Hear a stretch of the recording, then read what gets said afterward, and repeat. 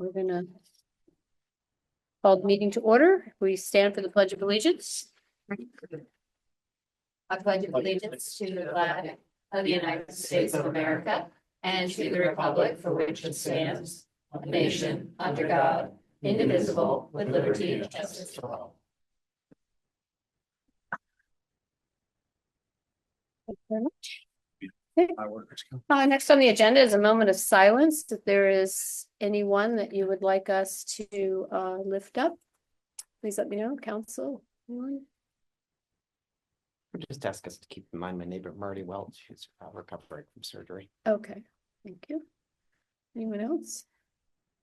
Actually, we could add Jody Krieger to that. She's just got her knee replaced. She's very, very happy. So, okay, all right. If we could bow our heads for a moment.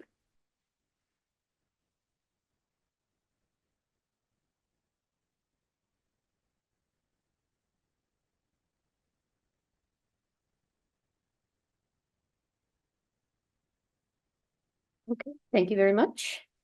All right, moving on. Council, everybody received the minutes. I did not see any edits.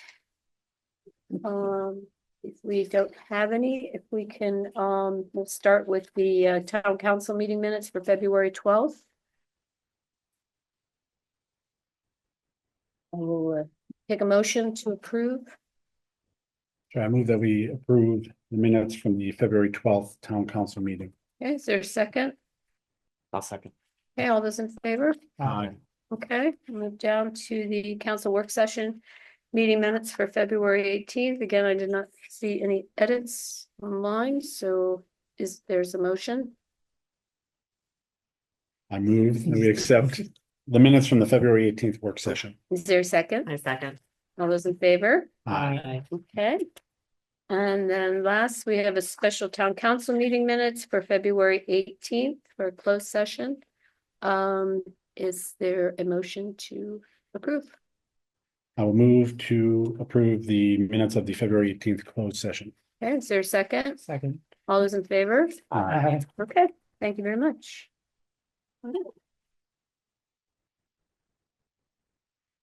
Okay, we've kind of acknowledged because we approved the minutes, but I do want to acknowledge that we did have a work session on February 18th in which we discussed the budget and funding priorities. And then the meeting was closed to consult with our town attorney, some public matters regarding staff. Okay. So let's see, moving down, we're going to start with the Maryland House and Garden Pilgrimage. So we have with us Lindsay Field, who's on the Noyes Library Foundation, as well as Kate DeWitt, who's president of the Kensington Historical Society. Hey, Lindsay. My name's Lindsay Field. I'm a Kensington resident, born and raised. And about 15 years ago, I started on the foundation for the Noyes Library. So tonight we're here to talk about the garden tour that will benefit the Noyes Library Foundation, that will in turn benefit the Noyes renovation, which is going to start very soon. Built in 1893 as a town lending library, Noyes joined the public library system in the 1950s, and in 1970 narrowed its focus to support the youngest readers, infants through age 6. Oversubscribed currently, this project will greatly expand its mission to be a model of early literacy and early learning through books. The approved renovation designs include a new elevator, a new staircase to access the lower level classroom and the upper level librarian staff space in the old attic. The renovation also includes a new mechanical, electrical, sprinkler system, and adds accessible restrooms that will meet ADA standards of accessibility. The renovation retains the storybook character exterior, as well as the historic main reading room, which welcomes young children to read, explore, and create.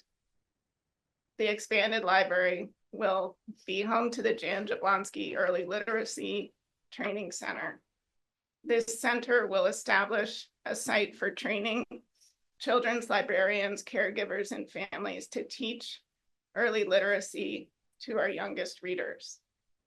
This design will retain the historic main reading room, which welcomes young children to, we've already done that, to read, create, and explore and wonder.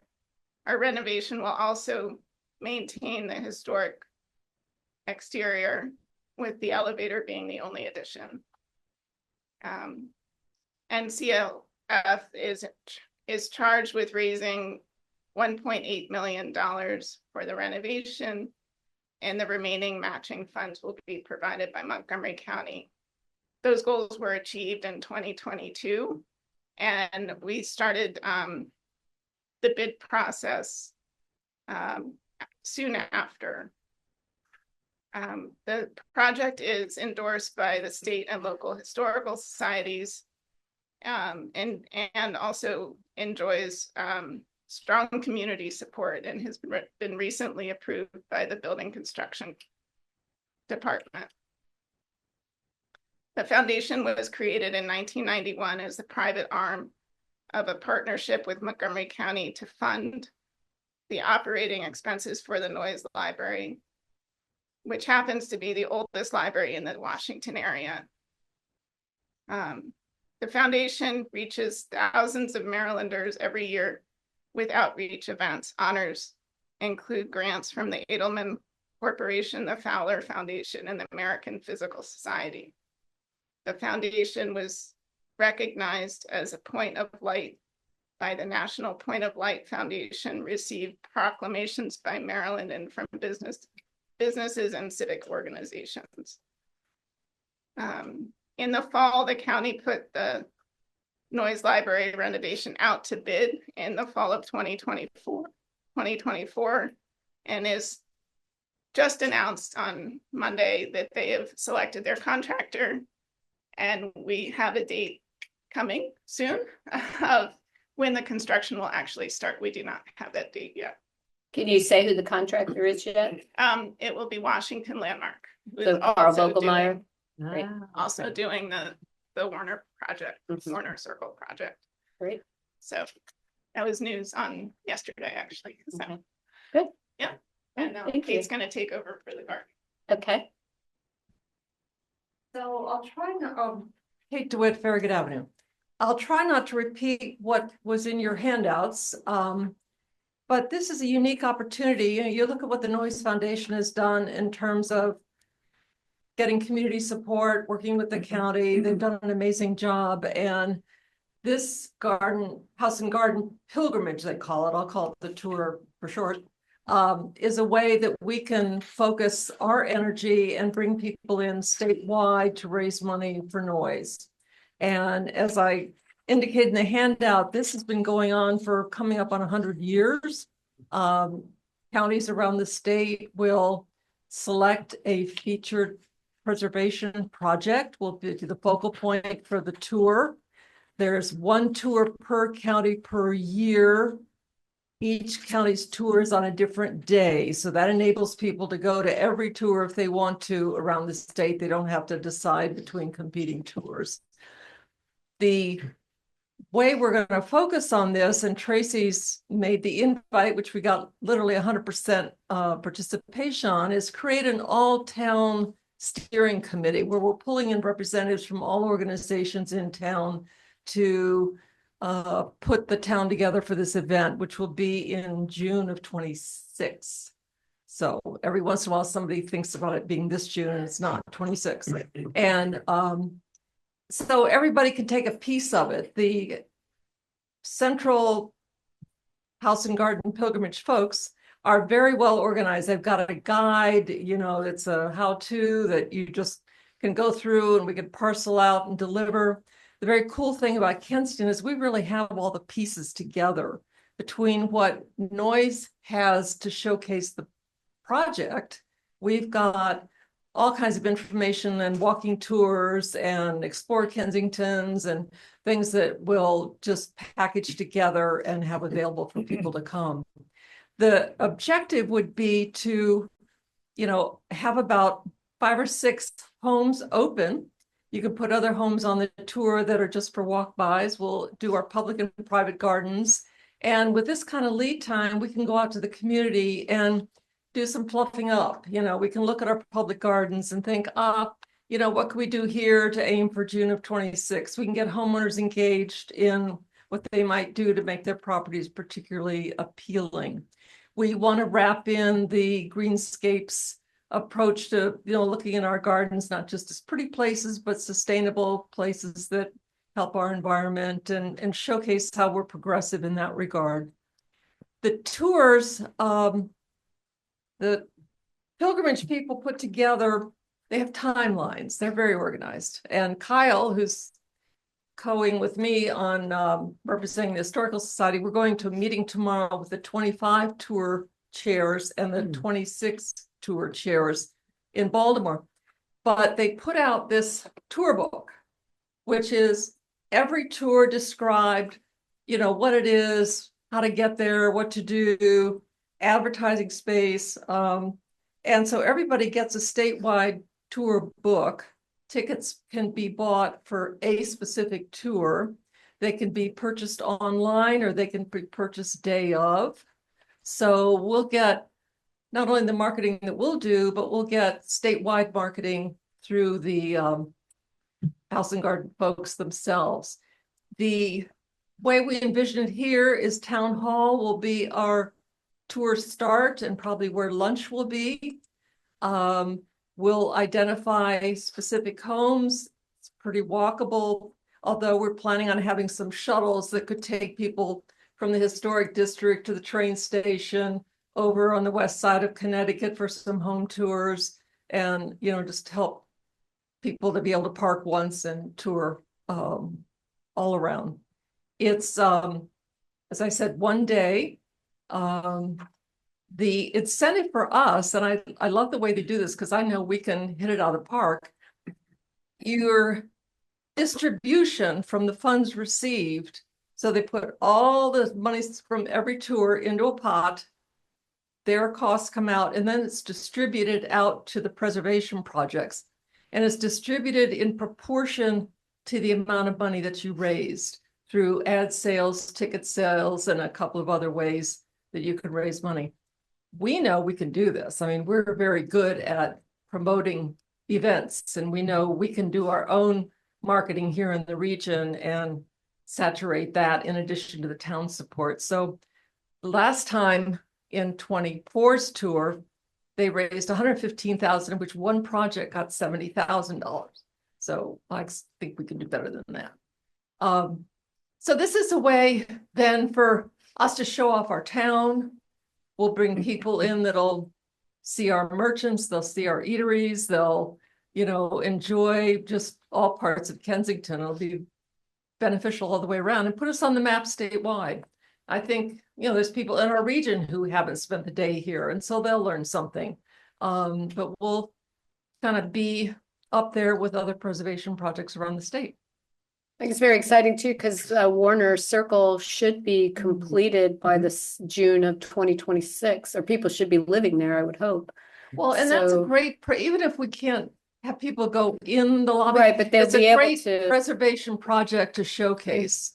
Mm-hmm. So, and we will ask to have the train station open so people can fool around in there, and we'll get what's his name from Compass is on our steering committee, and we'll get the galleries together and make sure we get our art walk and a gallery tour package.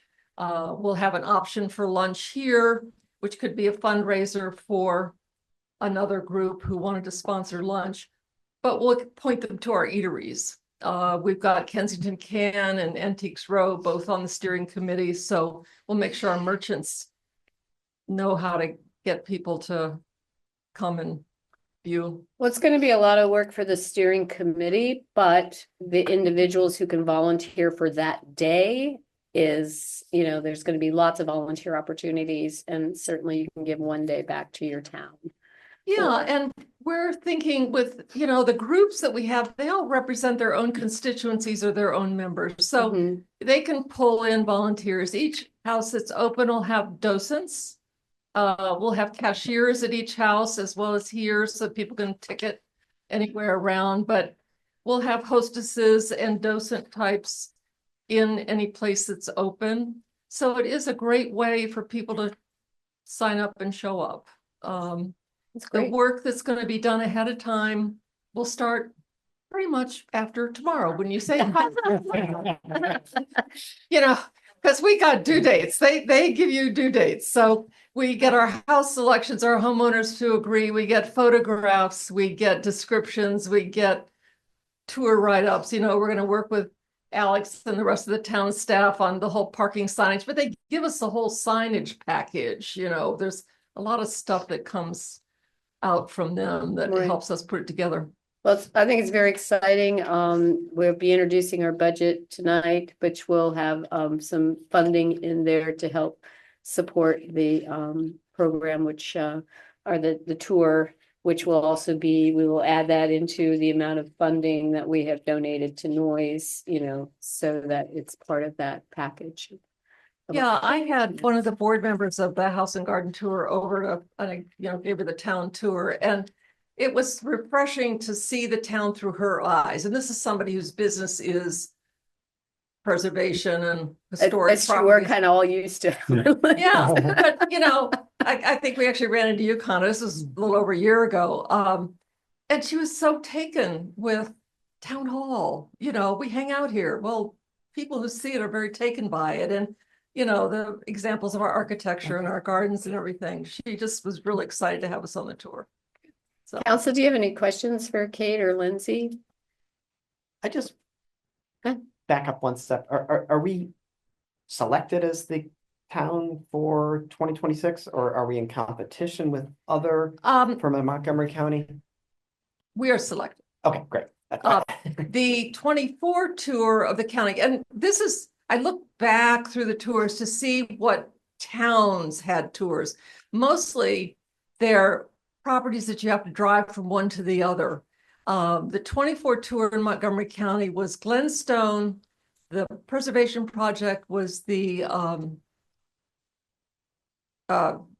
Scotland Church on Seven Locks. And then they had a couple of historic homes around Potomac. So you went here, and then you went there, and you went there, and you went there. And the ladies at Scotland cooked lunch. So that's pretty much how the tours tend to run. So I think we could really market the idea that you park once and walk it and get to see everything. They send them to initially your wanted us to participate in 25, and Tracy and I No. kind of drew a breath and said, ready. No. we'd have had to really step on the gas to get it together for this year. Well, and we had kind of stalled it for a bit because of the funding for Noise, as you Right. know, was being our county executive was concerned about the cost, but that has been worked out, thankfully. But they are now required to raise some additional funding to match the county, and that's part of the reason why we're doing this, is not only just for the bringing Noise to the attention of many people, but even our own people, but to raise a good amount of money that to help them to meet that goal. And as I said before, what's really motivating, and I'm motivated by bottom line kind of stuff, is the better we do promoting and selling, the better our share is for Noise. It comes right back to you. So it's not like that county was kind of dragging the average down, but they got a pro rata share. We can see the results of the effort that we put into making it a well-designed tour and well promoted. Yeah.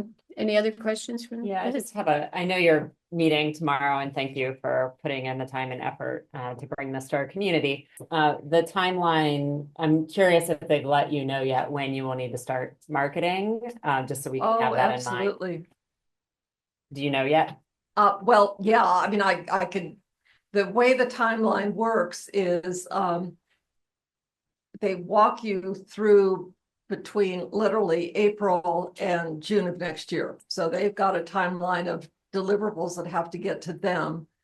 And then they open up ticket sales right at the first of the year for online ticket sales. So we will probably be able to do our marketing starting about January. January, okay, Yeah. thank you. So we can market to people to get them to buy, and you buy by county. So somebody would go to the House and Garden Pilgrimage website and buy Montgomery County ticket. They don't have to buy all Right. county tickets. Mhm. So we can push people to that, and then we can do ticket sales through here.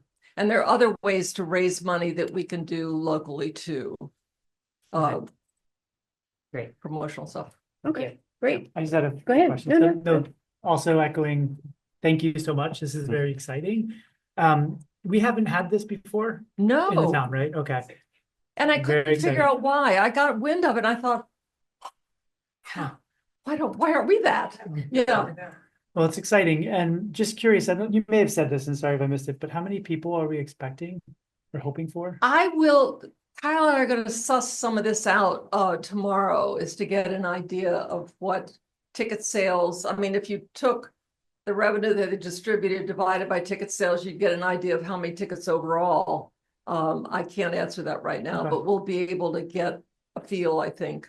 Do you want to know how many people are going through your living room? No, Just because it seems like an opportunity, I think you're alluding to this too, that we can make it more than just the tour and bring, like, have other businesses embrace it Absolutely, which and is why we've got Kensington Can in every, the yeah. And picture, yeah. as well as Antique Row. I frankly see Baby Cat doing a tour brew where people can go at the end of the day. You know, that kind of, Good. they've shopped, they've toured, they've. walked the They haven't gotten parks sick of and- us yet. They're gonna stay for the evening too. And I don't want to put Terry on the spot, but I'm happy to talk to him. They've been great partners to other, like KVFD, in creating a beer for KVFD and then putting part of the proceeds to KVFD. And I think this is a great opportunity for them to come up with a preservation beer.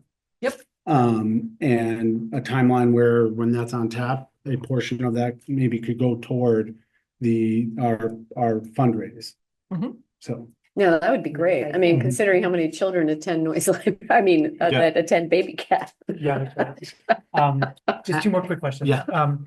Hopefully the marketing will go beyond Maryland and you're gonna be marketing to Virginia and We DC. could market regionally, and I Yeah. would suggest that we do, I think because we have to be that'd be full of good. people from DC and Virginia.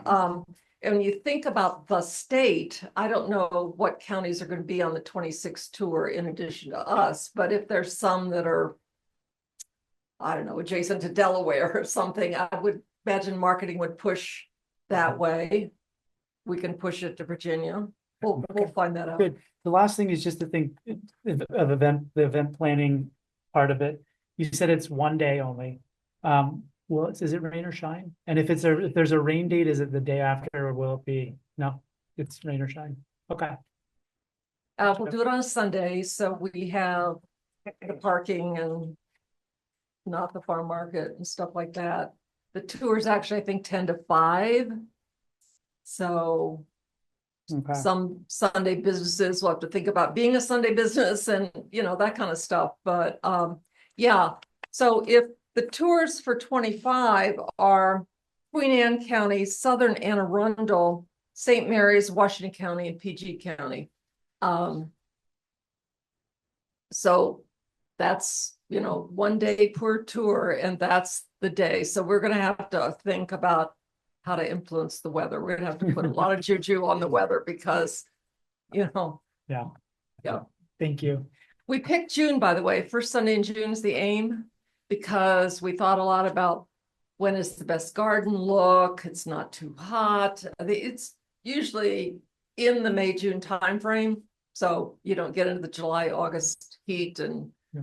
wilty garden and stuff. So And you get it before kids are out of school and, yeah, hit the road or something. but the people who come to these things are quite devoted to these tours.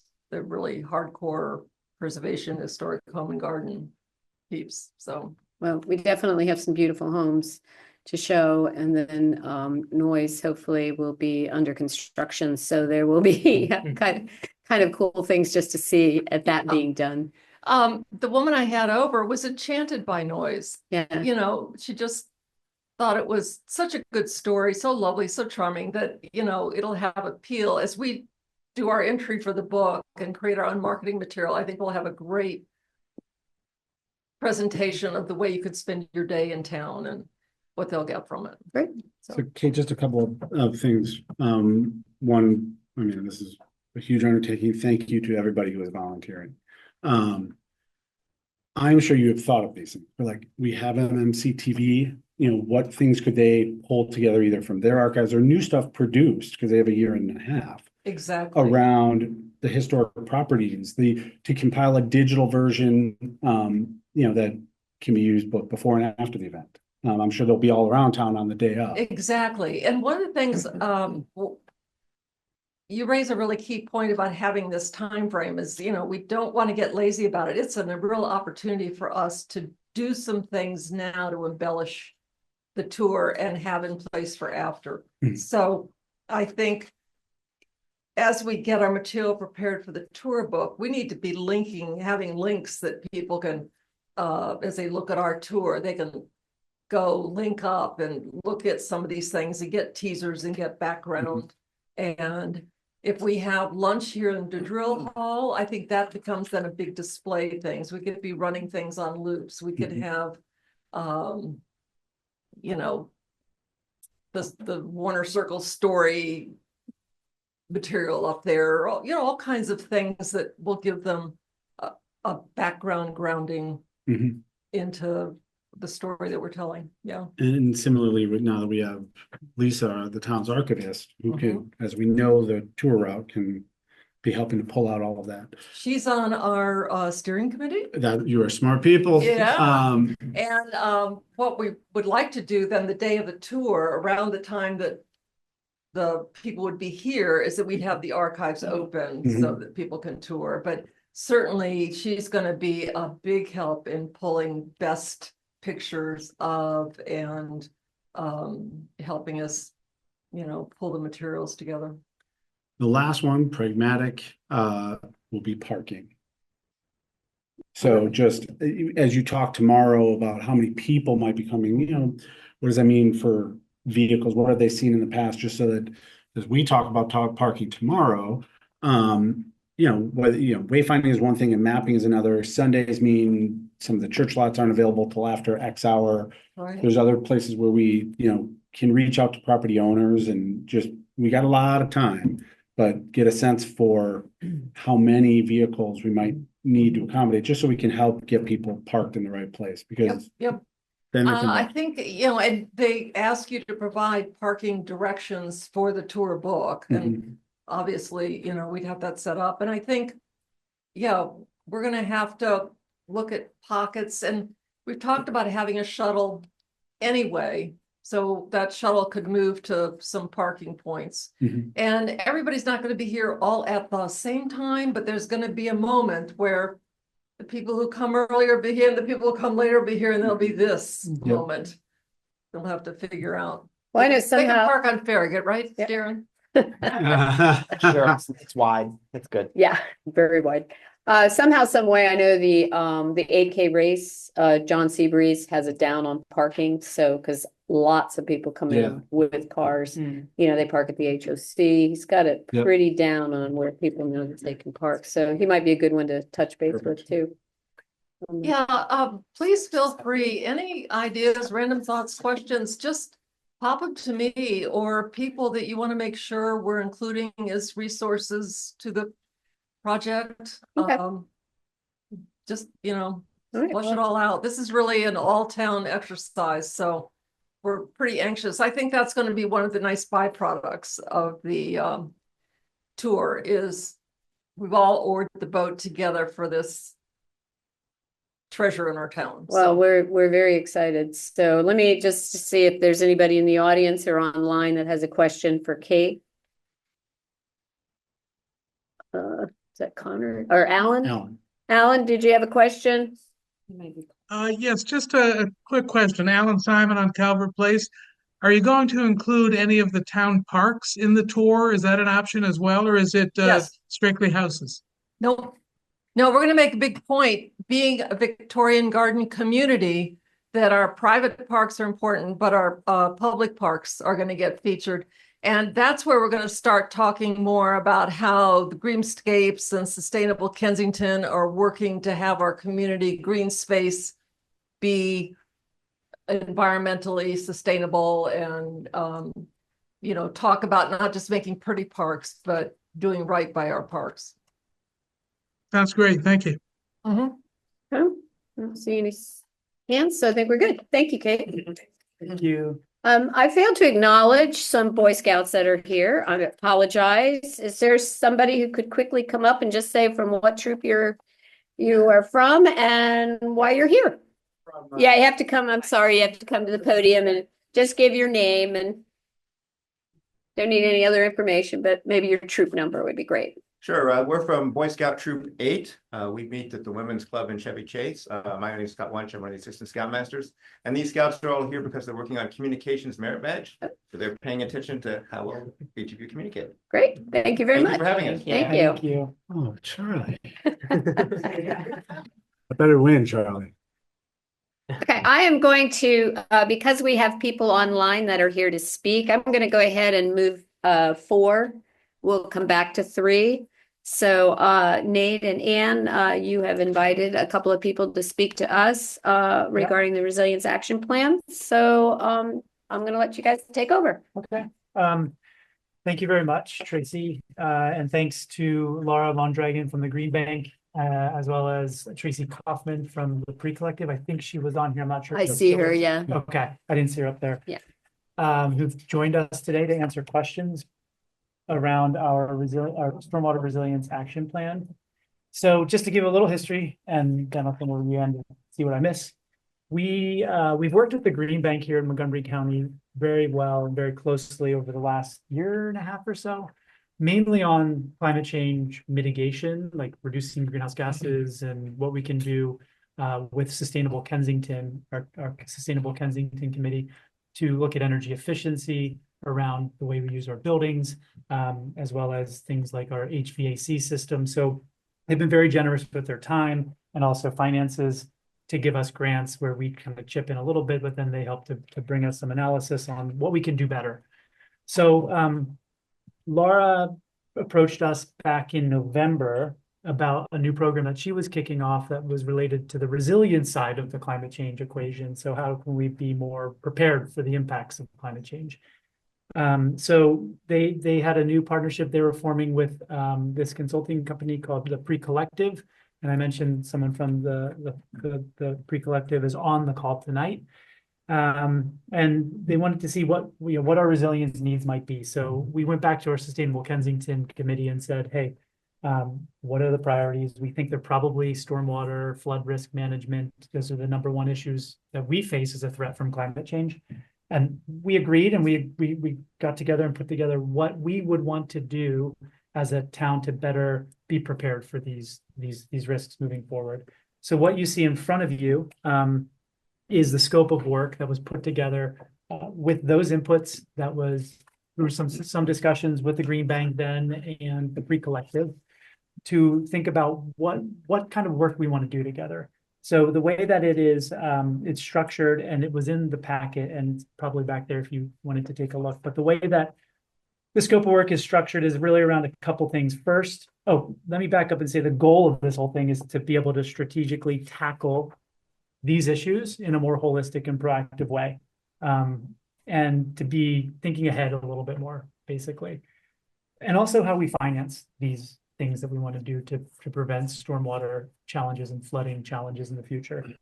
So it's structured around what we're implementing now, what's ongoing or planned in our budget for investments in these areas, and also some things that are indirectly related, like sidewalks, which you might not think could have a direct relationship, but other things that might kind of link up with stormwater, as well as what's being planned, what is potentially useful for them to model in terms of maybe hydrological modeling. What does the watershed look like? What is what are the dynamics of the water system? And then thinking about watershed planning and the catchment that we are in, the Silver Creek watershed. There are other jurisdictions outside of Kensington that we would need to collaborate with. So there's an effort to kind of put in that action plan, how we work with other jurisdictions, how we can have mechanisms for better working with Montgomery planning and other local jurisdictions and partners. And then getting to the finance. How do we finance these improvements? Exploring ways to do this by kind of packaging things together in terms of the investments, looking at things like resilience bonds, stormwater utility fees, and so on. So that's the structure of it. The best thing I think for us is that it's a lot of good expertise and advisory support that's coming. It would be free to us because the Green Bank is offering to provide it for us. So the scope of work, we're looking for feedback, initially from the town council, but then also public, obviously, for where things we may have missed. And I'll say that we know that we have to shift a couple of things around in this one pager and add a few things based on conversations, but we wanted to seek the feedback, answer questions before we really finalize the scope of work. Yeah, anything? I really don't think there's anything to add Okay. to that. That was very comprehensive. All right. Maybe I'll ask Laura and Tracy if they have anything else to add, or if you want to say anything else about the work. Thank you, Nate. My name is, I apologize first that I don't have my camera on. It's bedtime in my house and I have a noise library users around. So I am outside of my house in the darkness, so you would not be able to see me. So it is a pleasure to be here. I am the Director of Climate Resilience and Adaptation at the Montgomery County Green Bank. And I think, Nate, you explained it very well. The reason you might be asking yourselves why the Green Bank it's kind of providing this types of advisory services with no fee is because, and just to clarify, we are not doing that with every single jurisdiction in Montgomery County. But we see in the town of Kensington a great potential for partnership and to really showcase other jurisdictions how to approach these types of issues in a proactive way and really be able to protect not only assets within your town, but also the communities that are served through those assets. So the Montgomery County Green Bank, we work in partnership with the county. So we kind of support each other. And right now we are kicking off this resilience work. And we really want to be closer to jurisdictions in terms of climate risk management and resilience goals. So I don't have anything to add in terms of the scope of work rather than we're here, we're ready to support, and Pre-Collective are really the experts that are going to help us shape this action plan and the road ahead for the town of Kensington. So I'll pass the word to Tracy in case you want to add something to what I just said. Thanks. Thank you. Hi, Tracy Kaufman here. Nate, I won't repeat anything that you said. You laid it out really well. I will just clarify that Pre-Collective is not a consulting firm. We're a mission-driven nonprofit. So just want to make sure that's good to clarify. Thank you. So appreciate being here. I'll just say, I'll give just a quick minute on Pre-Collective, just so our role. We're working with Laura and the Montgomery County Green Bank across sort of a range of projects around sustainability and resilience strategies. Pre-Collective does all things infrastructure pre-development. So it's sort of all the early messy work that you have to roll up your sleeves and get done if you want to build a sustainable project. That's us. If you want to get to sort of away from the Band-Aids and not just use Band-Aids to hold things together. So we work with cities, municipalities, communities to come up with comprehensive solutions that get you, Nate, you talked about kind of moving from reactive to proactive. And that's what we do. We're trying to get municipalities out of sort of the whack-a-mole approach and thinking about things holistically. And I'll just end on sort of, or just kind of summarize how we think here at Pre-Collective. So we approach all of the work with sort of 3 building blocks in mind. Vision. Do you have the ideas? Capacity. Do you have the organizational ability to execute? And money. Do you have the funding and financing? Because you need all 3 to get to implementation, right? You need all 3 to get the money and the shovels to move. So vision, capacity, and money. That's how we frame our work. And that's what the goal is to help Kensington and the rest of the folks that we're working with through the Montgomery County Green Bank to make sure that all 3 of those things align so that we can get the big stuff done. So I'll end there. Nate, you did a good job of summarizing the action plan now. It's obviously just a draft. I'm going to just sit back, listen. Love to hear the feedback and thoughts. What did we miss? What should we include? And anything that you guys have to add. Thank you. Okay. Kelsey, any questions? That was a phenomenal job of communicating. Take note. Don't fall for that. Gonna get their badge because of you. Yeah. That's all Connor wrote down. Connor, go ahead. Yeah, I've got it. Yeah, okay. Just, this is really helpful. I feel like I want to ask questions that get right to the success of other places that have done this, right? But that's not necessarily fair because they're different size and scope and your vision, capacity, and money. But for a town our size, I'm sure you guys Nate's done a good job of explaining. Like, we're not a huge municipality. What would you define as, success over, call it a 3 to 5 year horizon right now? Is that question for Tracy or for Laura Either or for one. Nate? Either one, Either right? one. Okay, I can start with the answer. Maybe Tracy wants to, or Nate also wants to add to my answer.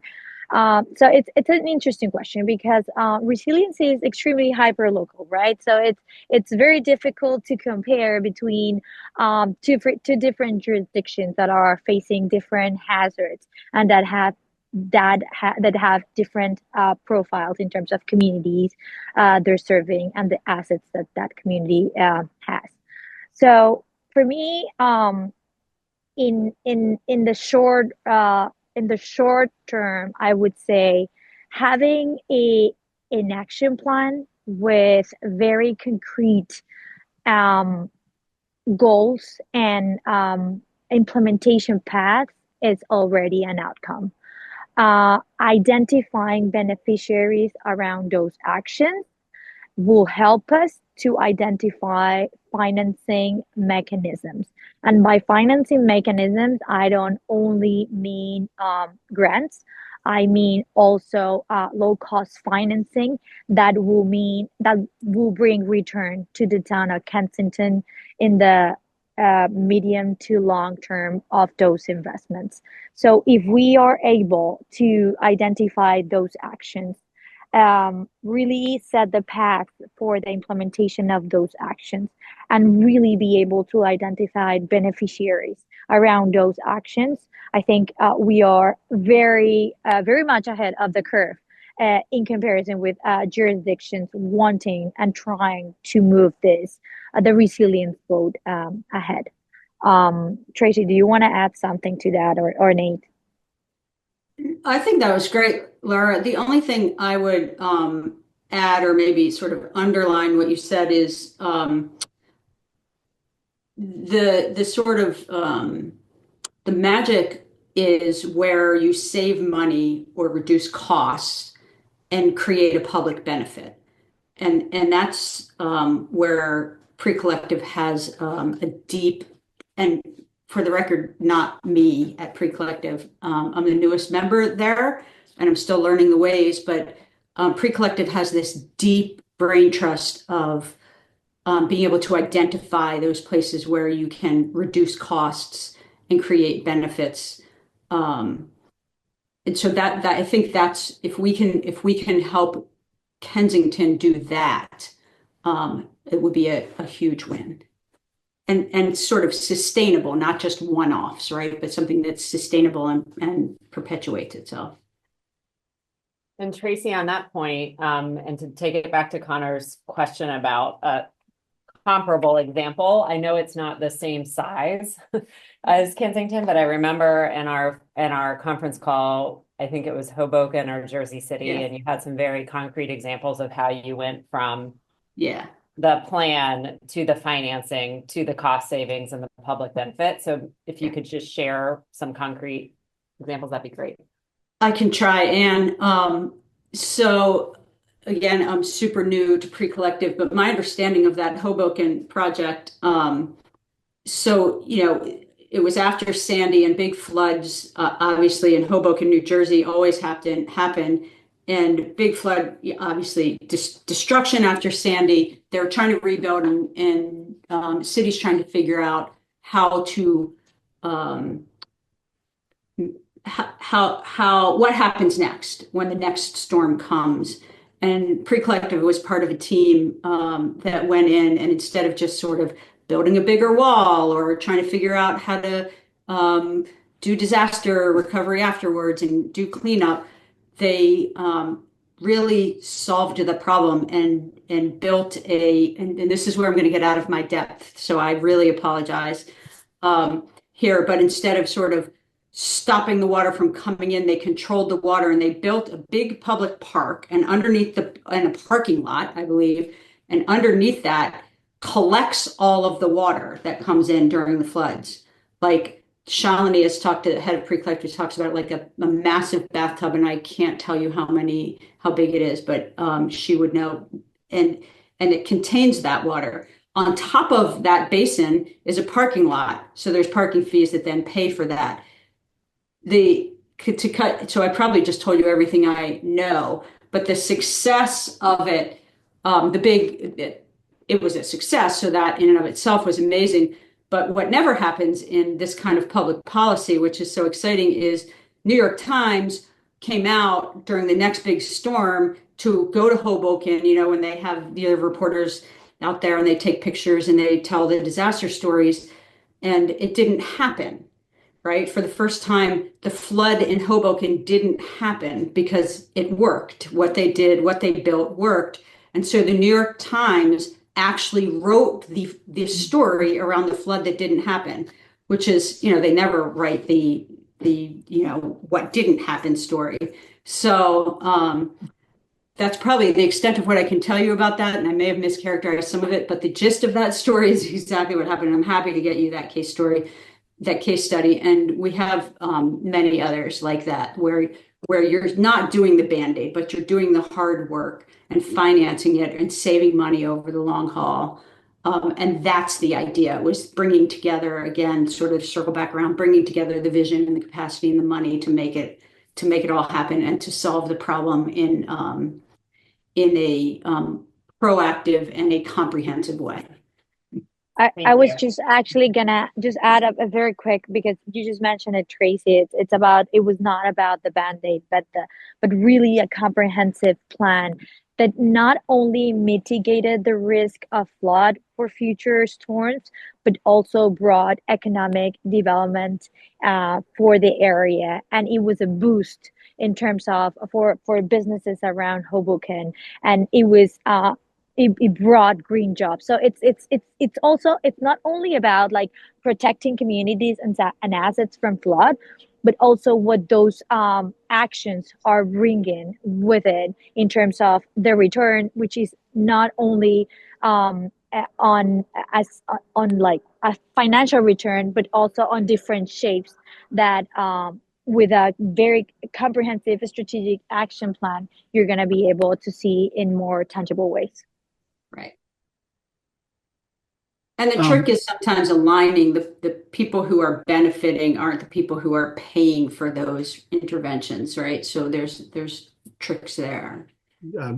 But it set up my next question perfectly, Tracy, so thank you. And to either Tracy, Laura, and or Nate, what of this is, a lot of this is written around what we, the town, can do, could do.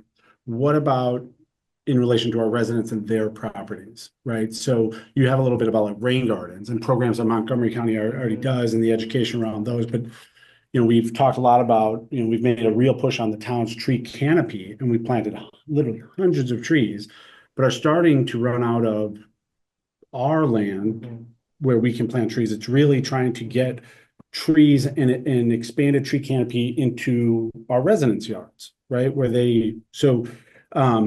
This isn't, not like, hey, what's the answer? It's, making sure that we shape all of these ideas around public and private, and if there's a financing or an incentive mechanism for, adding trees, replacing trees, the same kind of tree maintenance that we're looking at for the town. And then my last question, which goes to Tracy's point, is what, and Laura, maybe a success story here, but like, what can we really do with Silver Creek since it's a state waterway?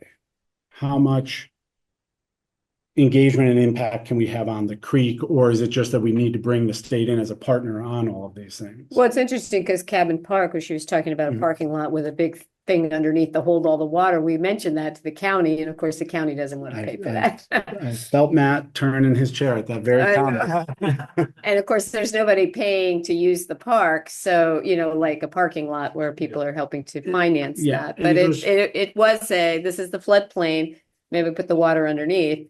Then you could still have the park up top, but. Yeah, I mean, we offered multiple options to them and. Yeah. So.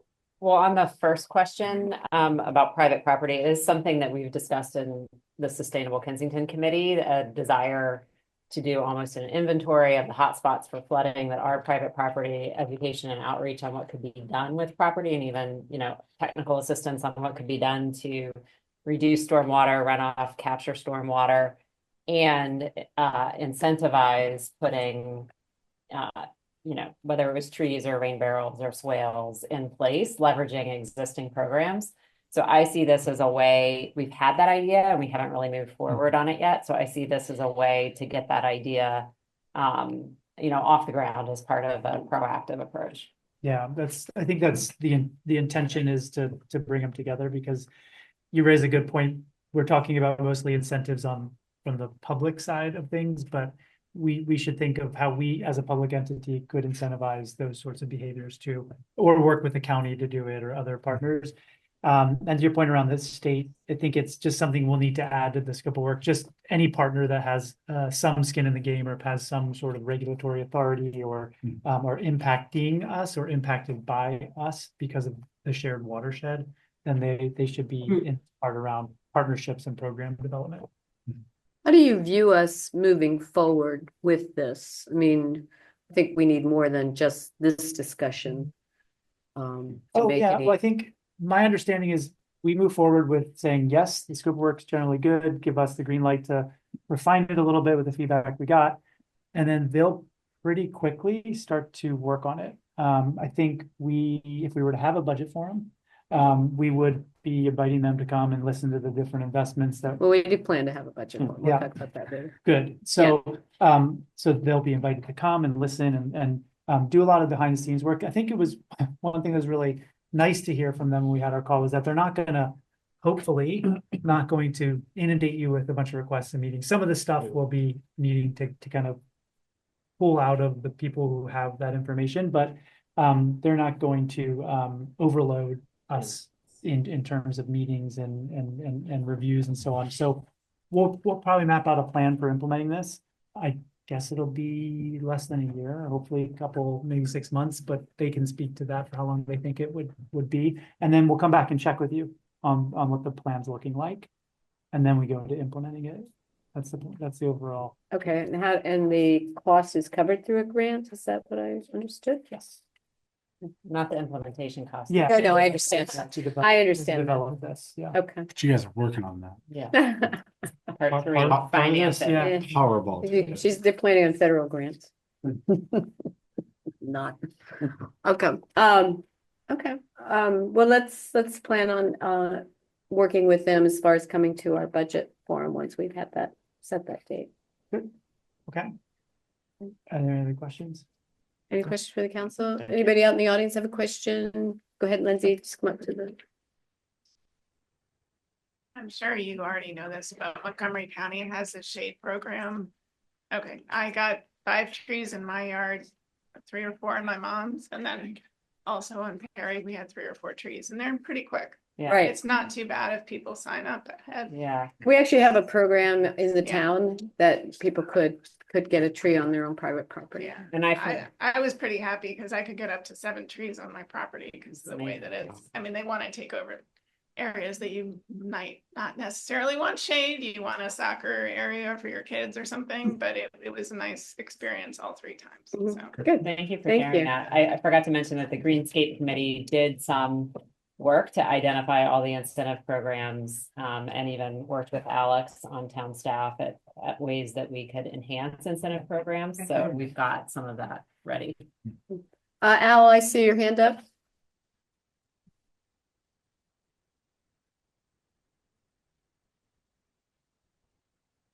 You're on mute. You're on mute, Oh, Al, we can't hear you.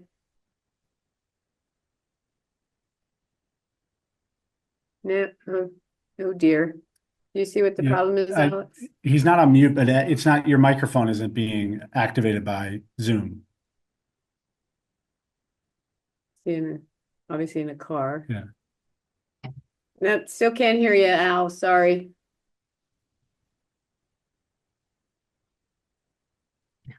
Is Albert there? Can help. No, it might be like the Bluetooth. Okay. Okay, Al, happy to answer your question later. yeah, Yeah. Let us Yeah. know. okay. All right, So I think it would be good, if we, so, you need a motion of some sort, or you want to just invite them? I mean, yeah, I think we can have them, we'll talk with the staff and with Matt about introducing them to Matt and staff. Okay. Before we do the budget meeting, if that helps. mhm. And then we'll assume that we have a green light to move forward. Okay. Once we need to vote on it. Well, if it's through a grant and we're not spending any money right now, I think that's the good news. Does the council have any objections with going ahead just to move forward? No. Great. Okay, Thank you. good. Thank All right. you, Laura and Tracy. Yes, Thank thank you you, for Laura and joining us. Tracy. Thank you very much.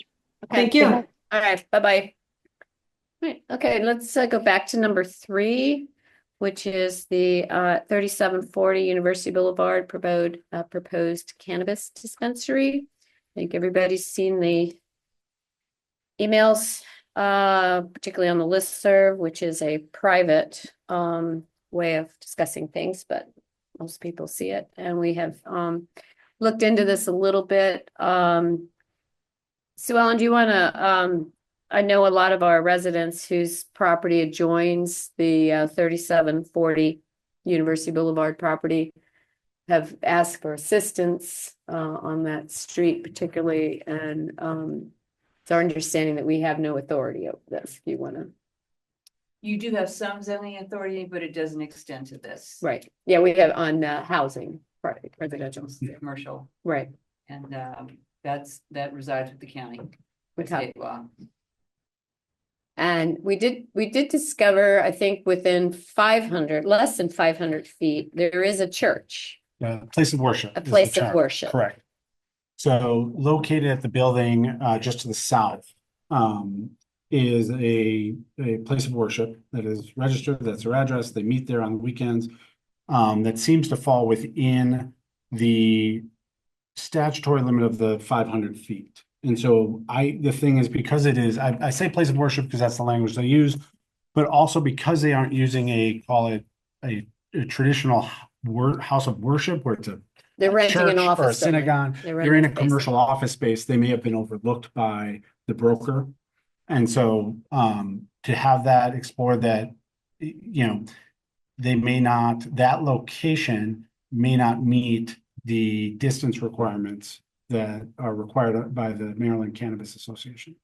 As long as there is an actual place of worship, it Mhm. doesn't matter really what kind of building it's in, Right. whether it's there with other tenants in a building.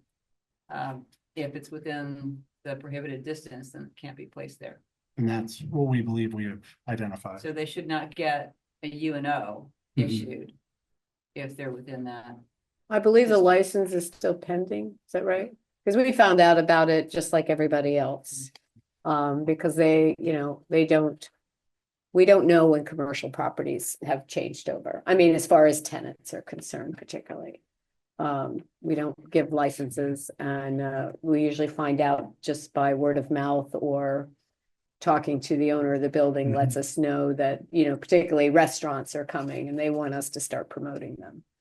So what is the course of action for the town to just send a letter to notify them that there is a place of worship with less than 500 feet? Yes, Okay, and I would, they're not supposed to get a UNO for a use that's not allowed within a certain distance either. And of course, there's a licensure part to this too. Mhm. You don't always have that. But this, you have two places that have regulatory authority for it.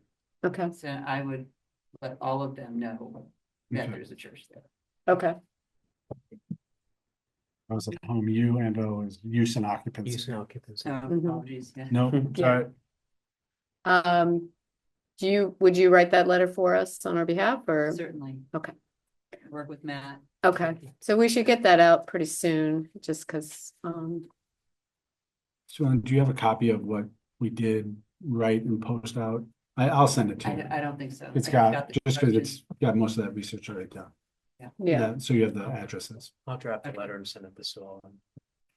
Thank you. Council's that way, direction, just to make sure everybody wants to go that way? Yeah, I think I would prefer that the letter be factual as opposed to advocating any particular outcome. No, I think it is, we didn't know it was there either. Right, right. So, It can be factual. You can recognize the fact that that's prohibited in the area. You thought that they should know that before making a decision. right, You're providing information. okay. Does anybody have in the audience have a question about regarding this issue? Yes, you can come up and make your comment. Just give your name and your street, John. John Anderson, 3707 Farragut. We abut the proposed dispensary property. Just wondering if there's anything that we can do to support the town or what we can do to influence the issuance of the UNO as private citizens to the county. Anything we do with the county level. Well, I don't think the county it's the rules of the state. The state. That, not the county, is that correct, Sue Ellen? Because I don't think the county adopted any zoning to be more restrictive, because they can't, than alcohol. No, but they do have use authorizations, and you're not allowed to get a use and occupancy permit if you don't fit the restrictions for that use. Okay, So that's why I was mentioning the two. okay, but I mean, as a private citizen, should John be sending letters too, or, that's certainly his right to do. Certainly is his right to do it. You're going to be notifying them, and you'll make that letter available. It's a public letter, Okay, but Sure. as long as they're notified, then they're. They'll go from our entire No. block, our entire neighborhood. They will hear from us all. Well, if the town, they generally listen to a government, another government, when they're providing information. That if the dispensary is located within their municipal boundaries, the county and the licensure group will listen to that. So I don't know that you need to do anything in addition to that, but you can keep track of it. So as private citizens, we don't have much sway, is what you're saying. Well, a number of people providing the same information won't make that information more impactful, I don't think. As long as they have it, they have it. That's Yeah, maybe a letter with lots of signatures, so they're not reading one after another. Okay. I don't think it hurts. I think if you guys are wanting to do that, but we will send the letter on behalf of the town, of course. giving them the facts that there is a place of worship in this location and it's less than 500 feet. Does the town have a position on or are we allowed to have a position on this use and occupancy? Well, our only position is the fact that there is a church. We can't, I mean, the state was very clever in the way they wrote the law, kind of preventing people, because they wanted cannabis stores. I mean, we voted for it. I didn't vote for it, but people voted for it.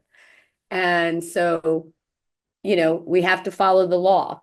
And they're not going to say, oh, well, you don't have to follow the law because you're a municipality, because we don't have that authority. And my sense is that this is not a discretionary decision. Yeah. This is not like a gas station or a self-storage project where somebody sitting in the county government is going to make a decision based on a number of factors. They can do it, but there's this one possible glitch that they didn't foresee. Under certain circumstances, it's an allowed use, and that's been imposed on the counties by the state. And even if you had full zoning power, it would be imposed on you too. You could do more than you're doing now, but you can't do anything right now because you don't have that authority anyway. Well, praise our church.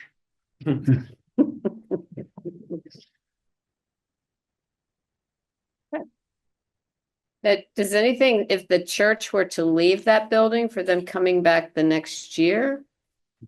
I'm just being a Pandora, or not a Pandora's, but a Debbie Downer here. I mean, that's the only thing that we've got to stand on. So looking at it right here from Maryland Cannabis Administration, the standard dispensaries cannot locate within 500 feet of any of the pre-existing sensitive locations. Those include a primary school, secondary school, child care center, a playground, a recreation center, a library, a place of worship, or a public park, or within 1,000 feet of another dispensary.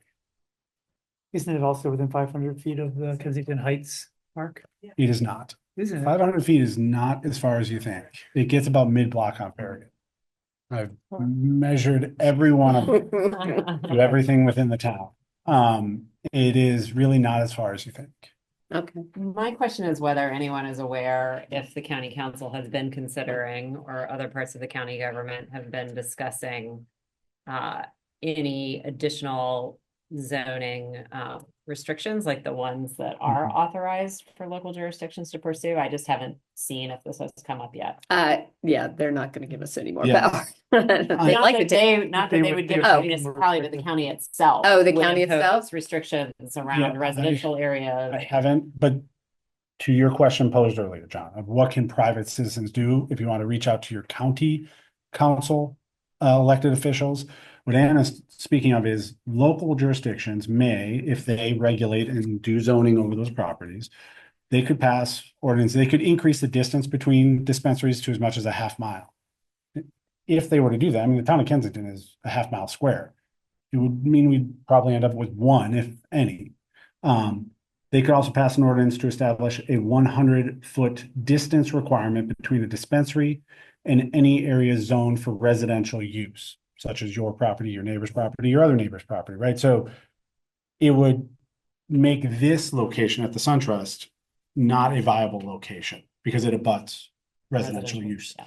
Now, it may mean that other locations within the town still, if they did, it would still be viable. But those are things that I know some people looked at this and came to us and said, why can't you guys do that? We don't have that specific authority. Did I hear that we're going to put up another dozen little libraries throughout town? It's says part of our library. resiliency plan. Oh. So, Yeah, right. so What about the part about being more restrictive than Yeah. alcohol? So the mayor mentioned that this bill was very smartly, uniquely, strategically worded such that you cannot impose, a local jurisdiction cannot impose a restriction that is any more restrictive than that to alcohol. So if we allow an alcohol use within, these areas, then at least as I understand it, as well as you understand it, if alcohol, if a license, a restaurant or a package store or something else that has an alcohol license can operate there, so could a dispensary. And a good example that if you were to make them the same, then you would have no Dish and Dram, you would have no wine and company. No baby cat. No baby cat. No, frankly, pizza. No, because I mean, that's abuts a school, a church, and it's across the street from the park. Like there's. So to be clear, because I'm looking at the same Yeah. document, alcoholic beverage retailers is not defined to just include stores, but is defined to include this license to sell alcohol in an eating establishment or a I restaurant. understand, right? A retailer is a retailer. Retail. Yeah.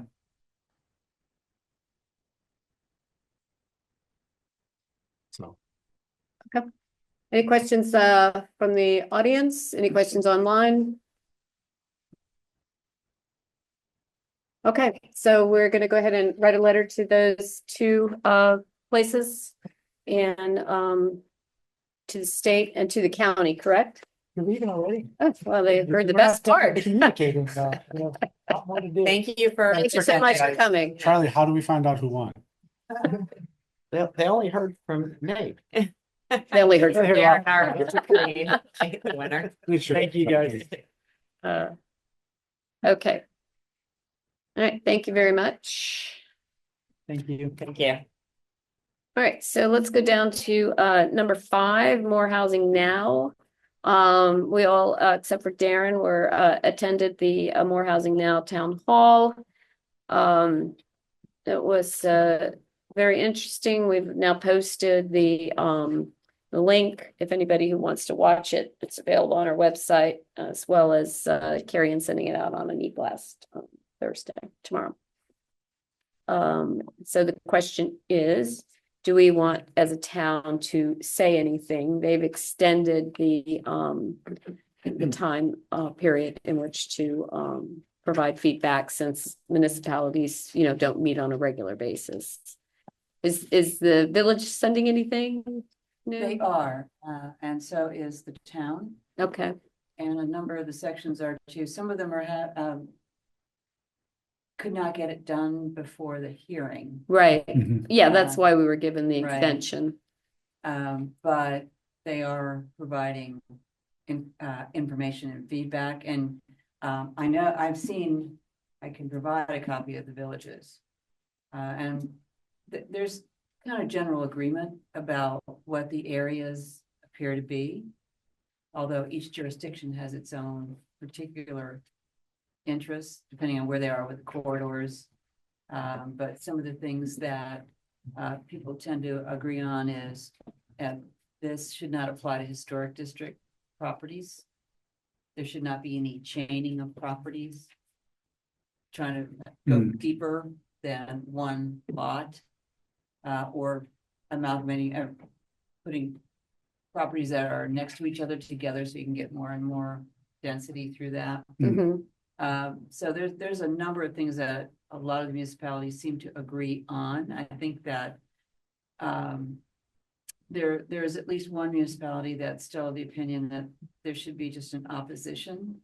But if you do that, then you take yourself away from the table in terms of protecting yourself by staying in the game and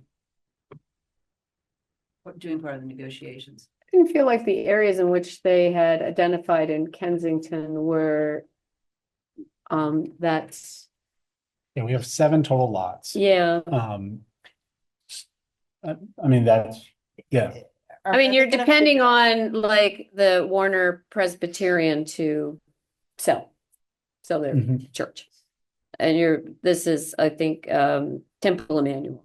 Which, And this is Kensington Baptist. yeah, Parking. of which. Yeah, those I'm just 3, saying there's already ZTAs that would allow them to do housing now, Right. right? They Yeah. have the places of worship housing ZTA. Mhm. But if they were to entirely be abandoned from their current religious use, then yeah, they could be redeveloped. Those are the bigger 3, but all 3 of those are outside our town boundary. Right. Now, the Baptist church is inside. The other ones are, because it is limited to your address needs to be on the corridor, meaning for us, in this case, Connecticut or University Avenue. We have Steve Cohen's 3 house. houses along, of which, of the 6 that are there, 3 of them are in the historic district. So to Sue Ellen, the town attorney's point, if that is a concern to us, right, vocalizing that we don't believe it should be within the historic district. I would say that, if it puts a target on a historic property and the whole idea of the historic district is to preserve historic properties, I don't think it makes sense that properties within the historic district should be included. That would reduce, our total, they're like 4 properties, 2 along University at St. Paul Street and 2 on the west side of Connecticut Avenue. And then there's the little Right here, this guy. recently converted property just north of Is that the one next Temple to? Emmanuel. Baltimore Street, between Baltimore Street and Dietrich. There. I know, It's in between Baltimore Street And and Warner? Washington Street and Temple Emmanuel. It's the little Oh, like this cabin is the- property. It's the A what little, property? house, Yeah, it looks like cottage. the little cottage house. Oh, okay. Mhm. I know what you're talking about. The rental Yeah, house? then the next house available is the Cohens, because the other ones all have either Washington or Baltimore addresses. They are not included. Sorry, we were talking about this Your one. street Oh, property this has is to have. Connecticut Avenue. Yeah. Yeah, they have have to have Connecticut a Avenue. Connecticut Avenue address. Yeah, I'm talking about this one right here. Those are the 3 behind Bridget's house. Okay, Three. It's They're 3 3 lots, lots. but it's 1 house across 3 lots. Yeah, so the house next to Darren, their Mhm. backyard backs up into one of those Correct. open lots. Got it. Mhm. Do we know, have we reached out to those property owners? I know the Cohens have been very vocal that they agree as well. They don't, that the historic district, they don't think it's Cones and appropriate. Castles, yeah. Yeah, But the others, we don't. Mhm. So yeah, the guy that owns the house, the rental house behind her, I think they live in California. Hmm. And then the 2 properties, I'm not sure who. Do you know who owns this lots The behind the weird house shape. next to your parents? It's somebody in Bethesda. Okay. It's a vacant lot. Yeah. there are other concerns.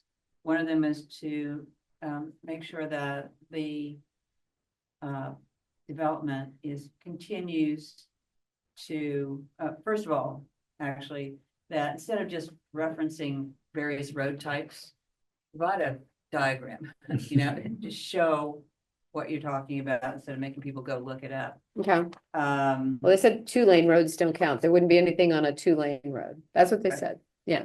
So, and then, like I said, chaining or aggregation of lots, historic districts, and there's others to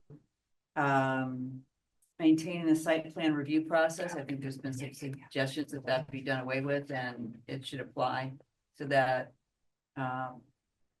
there's some process for reviewing. The make sure that there's no exemption from stormwater management. Mhm. Capping the FAR at 1.25, requiring a minimum on-site parking of 2 spaces per dwelling. Because these are on quarters, a lot of times there's no There's no parking in parking. the front, so they're gonna go on neighborhood. Yeah, they can't park on Connecticut Avenue, so, yeah. Yes, and, there's another, prohibiting short-term house, rental Hmm. in the properties that are supposed to be, for this workforce housing. Just a number of, preventing just Airbnb type of operations going on in Right, other words. okay. So there's a number of pretty good ideas that have been vetted with folks that this is what you're being presented with. There's also a number of questions that they ask because they're not sure enough based on the information that's available, what the responses would be. So they're asking for more information too. Well, I don't get that these legislations get into too much detail, quite honestly, sometimes. One of the problems with doing something that has to do with zoning is such a particular kind of like regulation anyway. And the chances of doing something you don't intend to do are pretty good. Yeah, If you're not really careful. yeah. So I think that's why a lot of these questions are being asked because it's not clear. Or these positions are being taken. Make this clear so that we're not stumbling into this later. Because they're trying to avoid small municipalities having to bring the fight to the developer. It should be made clear right now what is and isn't okay. Yeah, but there's just so many what ifs.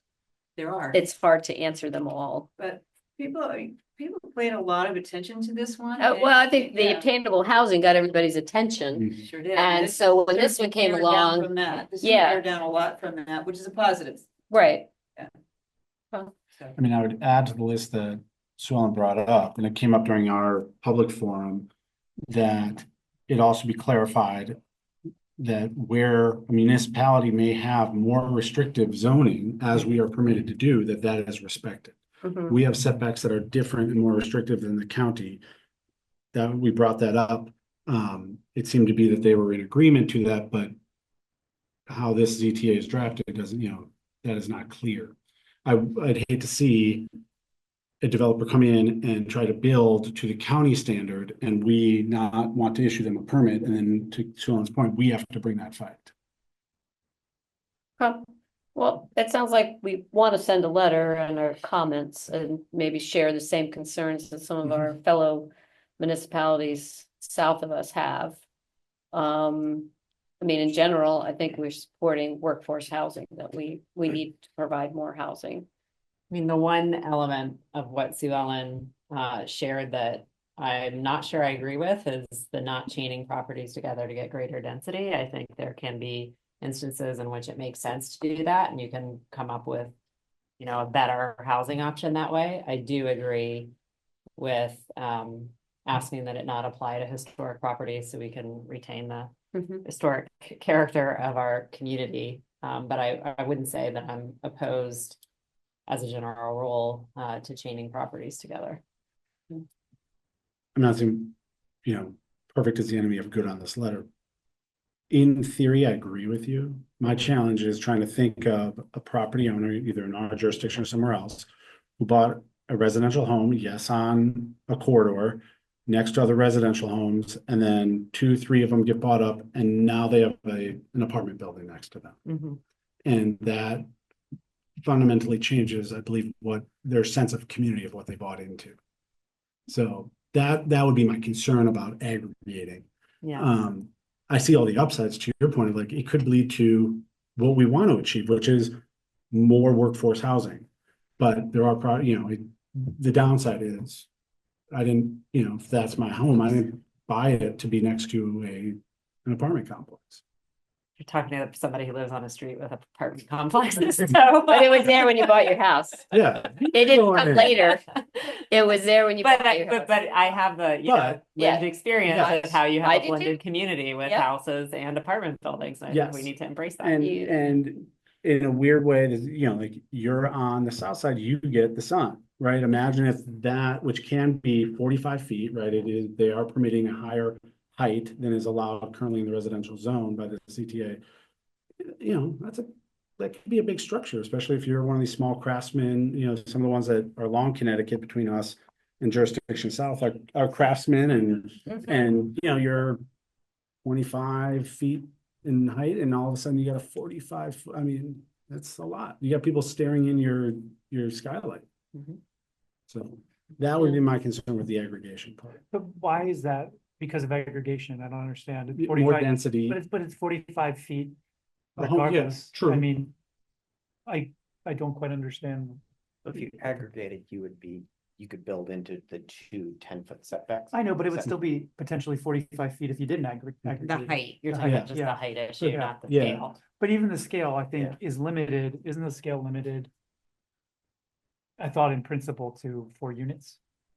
No, it's based on the lot size. Okay, I thought there was something about the number of units and Because they talk, depending on where, how big these lots may be, they 40 could feet be high. apartments.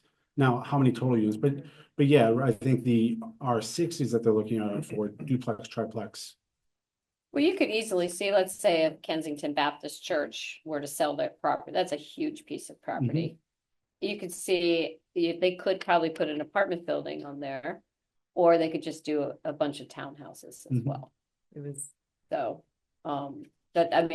that's a piece of property they're looking at that's ripe for Yeah. density. Yeah, okay. Their number. I'm looking, I so was looking at there pictures was earlier, 'cause I couldn't- a minimum of We can one watch the video. workforce housing unit for construction of 3 or more units. So they have a Yeah. ratio requirement for how many must be considered workforce housing, but I'm looking at for the overall numbers. So to that though, I think it sounds like, everybody seems to be supportive of workforce housing. The county needs desperately for Yep. more of it.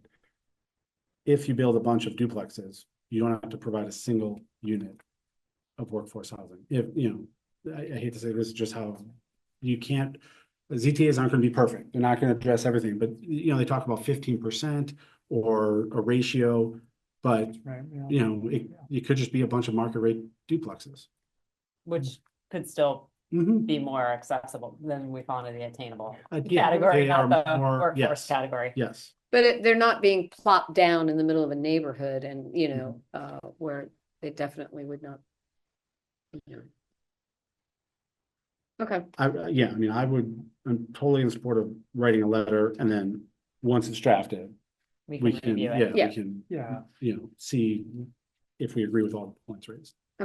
we agree in principle. so they want it before the 24th or by the 24th at the latest. I talked to Cicely from Kate Stewart's Yep. office and they need it by the 24th Of this month. of this month. Yes, that's when they're gonna. Because they're gonna start the budget and they need to know that. Mm. We want to get our feedback before then, or Biden. And just one point of information, so looking back at the handout, the height is maximum of 40 feet higher, which from the forum they said is only 5 feet higher than what you could currently do with houses. Okay, yeah, houses are what, For 30? the county standard, I mean, Yeah. we're also 35, but Yeah. there For may the be other county, jurisdictions that, do you know of any that have lower? More Not restrictive in height? R60 zone. Okay, Yeah, R60 is standard, so R60 is 35 feet, and it's based off the grade, but it's Mhm. 35 feet. Anybody in the audience or on line have a question? Joe? Thank you, Mayor Furman. I encourage the council to take a look at the public comments that already have been submitted about this ZTA.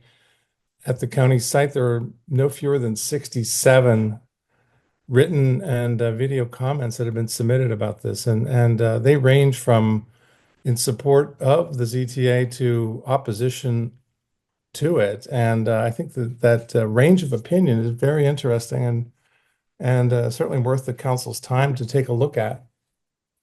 I attended the presentation that you mentioned, Mayor Furman, and I thought the council members who were there were very earnest and extensive in their discussion. But there really was almost no discussion at all about traffic impacts or traffic calming or anything related to traffic congestion, which, as you know, is already substantial along the proposed corridor of Connecticut Avenue, both in and near Kensington. And this corridor is already clogged with 6 lanes of traffic during work days.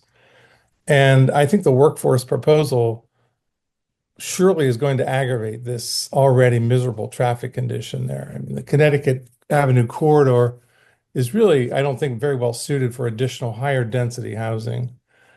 And in addition, I didn't hear much at all during that public forum about the effects on public services, the effects on utilities, the effects on green space, the effects on tree cover, the effects on safety for pedestrians and bike riders.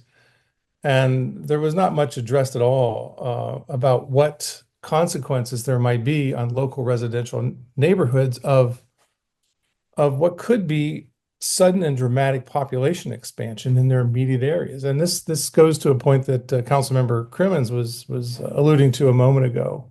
And I think it's really worth considering very seriously. And also, and this is a comment that was raised by some of the 67 people who have already submitted public testimony in writing or by video. And the ZTA really doesn't consider the broader context of the housing market in the metropolitan DC, the weakening housing market. The weeks and months ahead may not be a very propitious time for Montgomery County to intervene expeditiously in or in an attempt to introduce major changes to a housing market that is likely to be in a state of flux and uncertainty. And some of the comments that were raised among the 67 written and video comments that were submitted about this proposal indicated, why is this being rushed so quickly? This ZTA was introduced last month in February. The public hearing was yesterday, and it's really going very fast, before many municipalities or many neighbors have had a chance really to figure out what's going on. So I think that slowing this down, especially in relation to the context of the weakening or softening housing market in the DC area, is really very well advised. So thank you very much, Mayor Furman. All right, thank you. Thank you for your comments. Can I just ask Sure. Joe, since he's on the, Mhm. in the 67 comments that you looked through, some for and some against, and in light of the general discussion that we've had here tonight, do you think that we've touched on topics that are not already represented in the comments that we should be offering as an additional perspective to those comments? Thanks for the excellent question, Council Member. I have not read through all 67 comments, but I would direct the council's attention to the Kenwood Park Community Association's written testimony dated March 5th, and it's one of the first items that was submitted. And they go into great detail about some of the concerns that they have, particularly about why is this project moving ahead so quickly.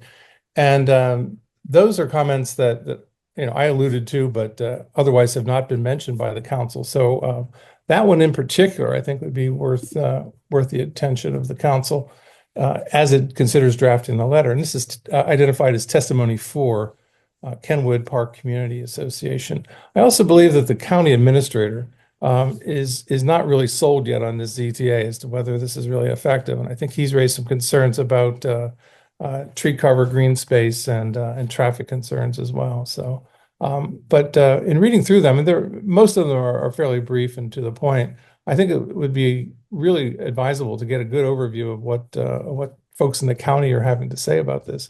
And again, that Connecticut Avenue corridor is already congested, and it's a miserable commute up and down that corridor. And I just don't think it's really very well suited for additional higher density housing. Okay. All right, thank you. So, Sue Ellen, do you want to draft something, a letter, you and Matt, and then send it out to the council so we can look at it? The 24th is Monday, right? It's 12th. week from Monday. Yep. There's more being developed now, but it was thought that there were concerns about the fact this was moving very quickly, and people have said things about that to the council members already, and it's in testimony that's been provided also, saying this is very difficult to get an area that is complicated and explain it to your residents this quickly and get any kind of public feedback has some depth to it.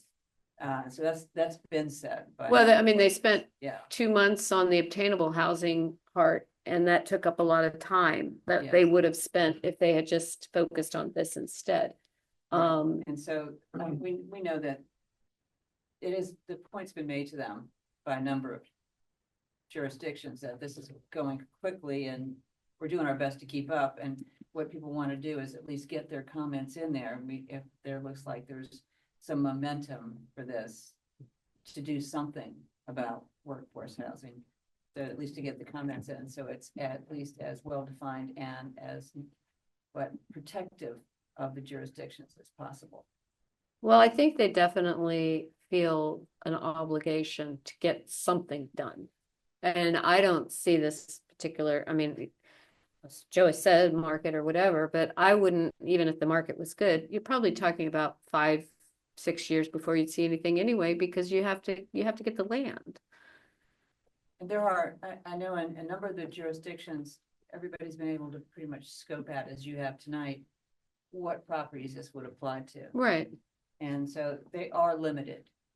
Very limited. I mean, you're counting on one of these properties going up for sale, and there's no guarantee that that's going to happen. And especially if the historic district those are carved out, Mm-hmm. then the numbers get reduced. So. Okay. Oh, carry out, really? Did you get enough for everybody? Wait, they I know. So it's an old pizza. Oh, okay.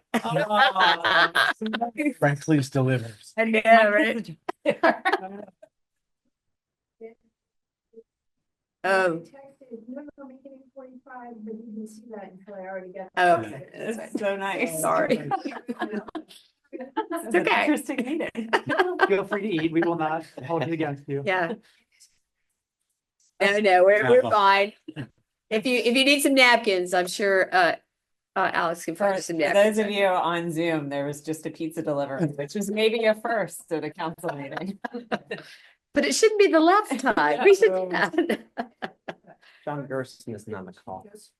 Yeah. He used to come in the back. Oh, yeah. Yeah. John. Oh, Um, John always eats it. Sue Ellen, can I ask maybe a pop quiz question that just occurred to me? How difficult is it for somebody to change their property address from, say, Warner Street to Connecticut Avenue if they're on a corner lot? And if they did that, would that be enough to put them into this eligibility? I believe that the county code somewhere does designate what is going to be the address for a property. And you would have to, you can't just change it.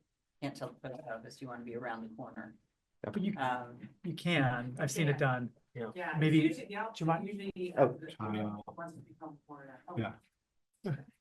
We have a realtor here that knows. Why don't you tell us about the housing? May not be legal, but. I'm Kyle Richards on Fawcett Street and Washington Street.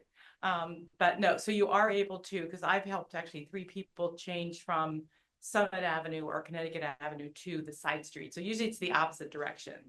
They want to take their name, up a busy street. That it has to be a corner lot. It has to be on the corner of Connecticut and Warner, or Connecticut, or Summit and Matthews. So it's a pretty simple, straightforward process. Only takes about a month. So, But don't they have to? I'm thinking the house well, on the the front Ampler, they have to door, change the right, so door, the front right? door, which you can then do, and it's pretty lenient about what's considered a front door. Yeah. So you have to just change the front door. TJ Monahan's house was one of these ones where it technically fronted on Kent, but the Address is address and garage door, yeah, it was on Right. around the corner, and he didn't even change the address, he just built it with a weird front door. Hmm. Anyway.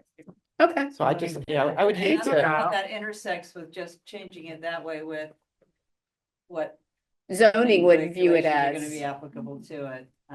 But I think, I believe, and that is a pop quiz, I'm but sorry. I believe there is a county provision about that. Okay. Maybe as we're thinking about the letter, obviously if we carve out the historic district, that's a big portion of the town that we would isolate from this, but Is that section of Connecticut Avenue part of the historic district? I don't think it is, because Freeman. it is, well, Yeah. there's Like a great Steve's picture house. on the, Because I know it skips over, like, Ruth Dietrich. Hoffman's house is not in the historic district. Dietrich is not. Yeah. if you pok.md.gov and scroll all the way down, there's like a gray Yeah, and yes, section, which yeah. I believe includes from Baltimore along Connecticut Yeah. up to Warner. It does. Yep. Oh, okay, so that would be in the historic district. Okay. Well, that's probably how you get the connections to pick up Freeman. Because you don't do it on Dietrich.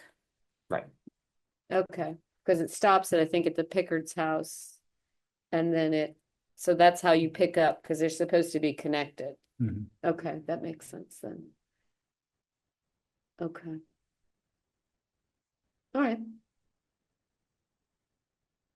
So definitely want to put that part in about not in a historic district. But definitely. And just because, I really appreciate the council's support for Summit Avenue, Mhm. but I think our letter ought to just beat that drum once again, that, if to the extent we support these initiatives for additional housing, we need their support for additional infrastructure. Okay. Oh, that's a good thought, adding the little infrastructure thing in there. Well, it's not just infrastructure. I think to Dan's point, the vision for that corridor with Summit Avenue extended, when built, is to create a new wedge that is perfect for aggregating and building denser housing. More housing could be delivered in that area than this ZTA will probably produce across Montgomery County, Yeah, just by units. yeah. Okay. All right, thank you very much. Let's move down, check this off. All right, let's quickly, it's getting late, but let's quickly go down the line here for any council updates that you want. Did you have something? No, that's fine. Yeah, Okay, I don't have anything. okay, you're good. Yeah. Connor, you have I anything? don't think I do. All right. No. We have a parking task force meeting tomorrow at 7:30. We do have a parking task force. Okay. You're gonna bring up Summit Avenue in the CIP? Oh, I'm gonna let you do it. Oh, the mayor and I attended the Transportation and Environment Committee hearing, which is kind of the first step in the CIP project. CIP budget review. Different projects are reviewed based on the committee that they belong to. Summit Avenue Extended is in the T&E committee. The county executive was recommending that the Summit Avenue Extended be removed entirely from the county CIP budget and moved out what they call beyond 2031, which effectively is Shelving it for life. just killing. We have advocated very strenuously that not be done, that it be restored in the county CIP budget where it is today, where beginning in FY26, they would finish the 100% plan. And then that would inform them and take them toward land acquisition in FY27 and construction to complete the project by 2031. So it went before Traffic and Environmental Committee. Very pleased to report that unanimously all three members, after some very direct questioning of the county executive staff, were adamant that it not only be restored and restored fully, but that it should not be removed again. In their view, to things we've already talked about, this is a place where Montgomery County should be investing in infrastructure, and they have a willing partner in the town of Kensington who wants to see the type of redevelopment in that area that fits within our town center, that we are advocating for more housing, we're advocating for more affordable housing, we are advocating for more public services, the things that our ULI study and all of our work here on the council has done. So it now will go to the budget review, which kicks off here in just a couple of weeks across the county. So more work to do, but its first step and first hurdle was yeah, and Chris Conklin, who's head of the transportation, tried really hard to say why they can't do it. And I was very impressed with the T&E committee, who came back with some really good questions and held him to the fire. So anyway, it was good. It was a good meeting. Thank you for I that. think it helped having Connor and I sitting there too, with the evil eye. maybe a few texts. Yeah, no. No, it's good. Anything else? Nope, that's it. Okay.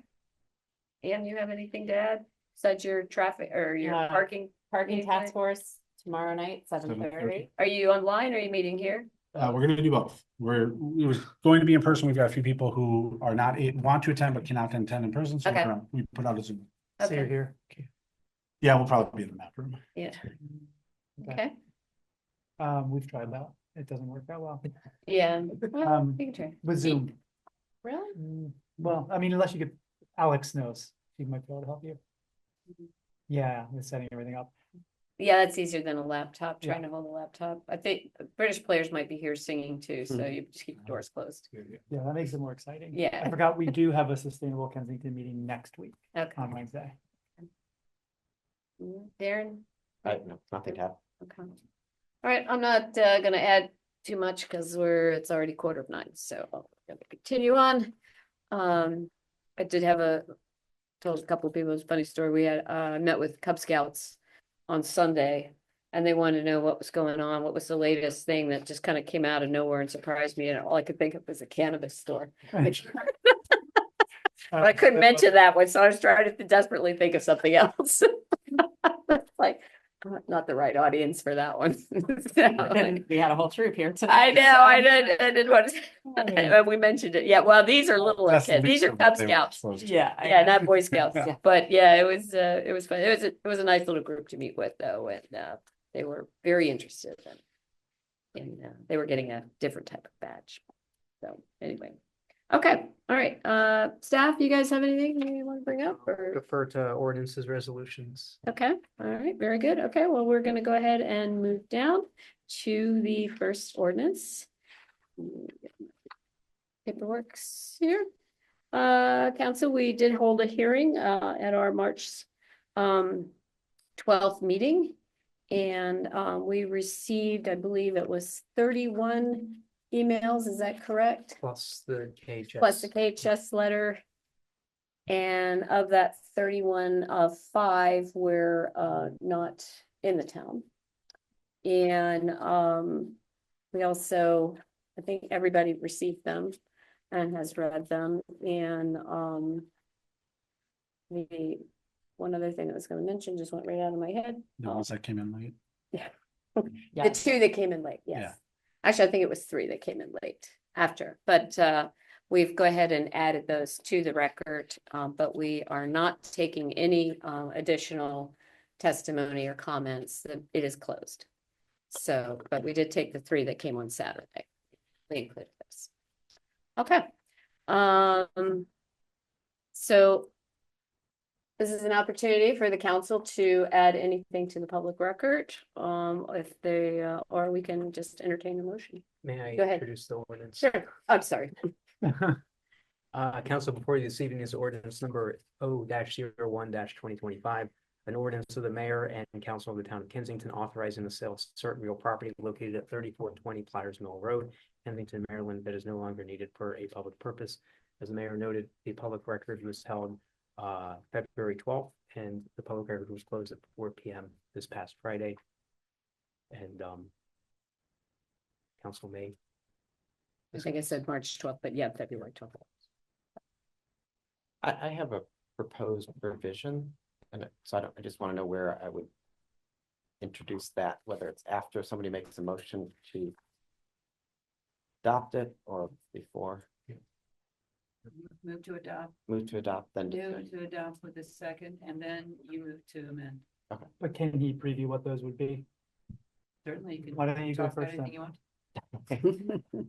No, I have 2 additional whereas clauses that I would like to have be reflected after the 4th whereas clause and before the last one. And I'll just read them. Whereas the acquisition will require additional council action in the future, it is the council's, while the acquisition will require additional council action in the future, it is the council's expectation that the town will soon acquire additional land that includes green space for public enjoyment, growth of tree canopy, and stormwater management, and that offsets by at least 1-to-1 the amount of land that comprises the property. It's the first whereas clause. And whereas the adoption of this ordinance, especially after consideration of the property's small size and level of use, does not set any precedent with respect to the sale of other parks within the town of Kensington. I want to add those in view of concern that we've heard a lot, which is that we're getting rid of parkland and that we are setting a precedent. I want to take a measure to help insulate from that. Okay. Alex has brought it up for those who are on Zoom. The 2 whereas clauses that Darren mentions are the ones in all capitals in the middle of the page there. The all caps indicating his desire to insert them. So we can think about that, I guess, after. Mm-hmm. Okay. Okay. Should I Who wants go to go ahead and first? propose? Well, I will have something to discuss say it or- before to discuss, but. Okay, well, that's what we have, yeah.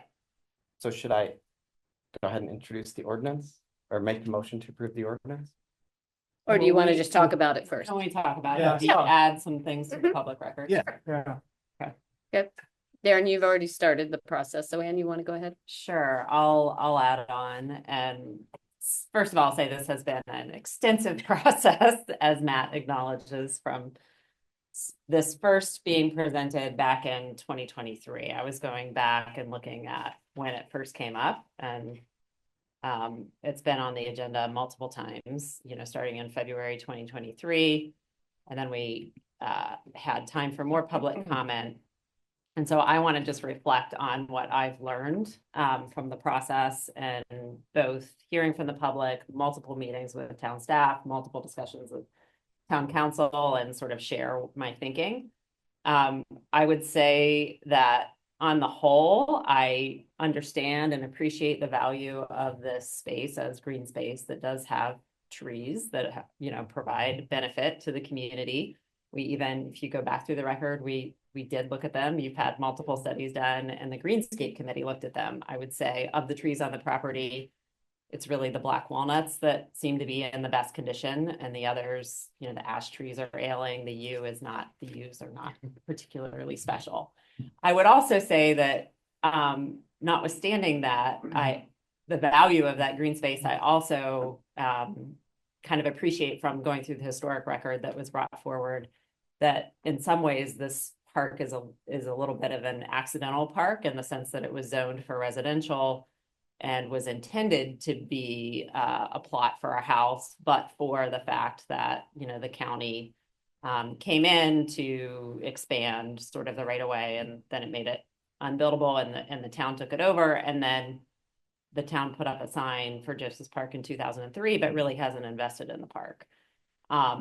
So understanding all of that, though, when this was presented to us, it was initially presented as, we'd like to propose selling the park so that we can acquire property in the business district. And then that kind of morphed into beyond the business district. Now, more recently, I think in the fall, it was looking at the plot of land next to the new Public Works building, and a sense that in order to fund all the acquisitions that we wanted to do, we would need more money. So that sort of begged the question, which town residents were asking, what are the financial alternatives? What does it take?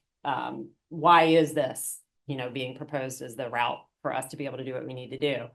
And I want to say that I noticed in the public record, some folks were saying that the taxes were raised as a scare tactic. And I want to be very clear that I did not perceive it that way at all. That I believe what happened is that me and others on the council started asking questions about alternative ways of financing all of our capital improvements, our planned acquisitions, which would include, taking on debt, raising revenue through taxes or other methods. So I just want to be very clear in the public record. I do not think that town staff or town council were ever using that as a scare tactic, that we were, raising questions about the overall financial picture and what our options are. So I know people have asked as recently as the last meeting, what financial analysis has been done? What have you learned? And so I want to share a little bit of what I've learned and what conversations we've had with town staff and in the work session with the town council. We did have multiple exchanges with town staff, asking a lot of questions about both what's in our planned acquisition priorities, which we've seen in the budget and in the presentation that Matt did earlier, I guess last year in the fall, and the capital improvement plan priorities. We've gone through those. We've talked about what's in front of us and the timeline in which it's in front of us. Those were the questions I was asking. What are there ways that we could either move certain projects around so that we don't have to sell town property, or are there ways that we could find alternative revenue? And what I've taken away from all of those conversations and some of the written exchange, which I've talked to Matt, talked to Tracy, we will get that submitted into the public record, is that there is, so if you look at it just from within the acquisition fund, right now we would probably be okay if we count on the $800,000 legislative bond that was for flats at Knoll Station being able to be transferred to another property acquisition for parking purposes, which I know is not a done deal, but it's something that is proceeding. The new property acquisitions that are proposed, which I think are excellent ideas, the HOA property on the north side, as well as the St. Paul little triangle to help with stormwater, I feel like those could be absorbed and those could be managed. The thing that really puts the acquisition fund in a deficit is if we were to pursue the property next to the new public works building. And it is something we're exploring, but it's early in the process. So if we're to prioritize that, and we're looking for how to deal with that delta, which could be, 300 to 400, depending on how things shake out. I keep looking at Matt to see if I say something wrong, he'll shake his head. But that, so let's say, we didn't sell Joseph's Park and we had to come up with $300,000 to $400,000 in order to proceed with that sale, then you're looking at our capital improvement priorities. And I think the community knows from all of the town council conversations from the community budget forum that, stormwater management is front and center. And thankfully, because of the American Rescue Plan Act dollars, we are moving forward with some key priority work there. But if we have to take out of the capital improvement budget, what this means is there could be some impact on the Farragut work because of the gas line and the unknown expenses there. Could be some delay with some other stormwater projects. We could probably move, my sense is we could probably move things around a bit in the capital improvement budget to still be able to do some other priority things like town hall renovations, make sure the bridges work that is underway is able to proceed, but that the more aspirational things that have potentially larger sticker items or unknown costs, like the work around Oberon with the storm drain improvements to deal with flooding in that section, really changing the streetscape in a positive way with trees and sidewalks could be impacted. And then of course, the big one, our public works building with an estimated price tag of $3 million, potential design cost of $600,000. And for that project, we've been discussing, we discussed this in our work session, February 18th, we've discussed it since then. I think we anticipate $3 million is not the kind of thing you typically can write a check for up front, that we will be looking for both a combination of debt financing, a legislative bond, which is not certain at all, I would say, in this economic environment, and finding ways to fund out of our current budget. And for those of you that have followed our budget documents or gone to a community budget forum, you know that the primary way that we fund into our capital improvement plan is with the carryover and revenue from year to year. And we, even within that carryover, which is projected to be about $584,000, I think, this year, we still want to have some reserve for a rainy day fund. So moving all of these puzzle pieces around, I guess I have come to the view that if we do not sell Joseph's Park, we will be able to proceed with a fair amount of our priority work.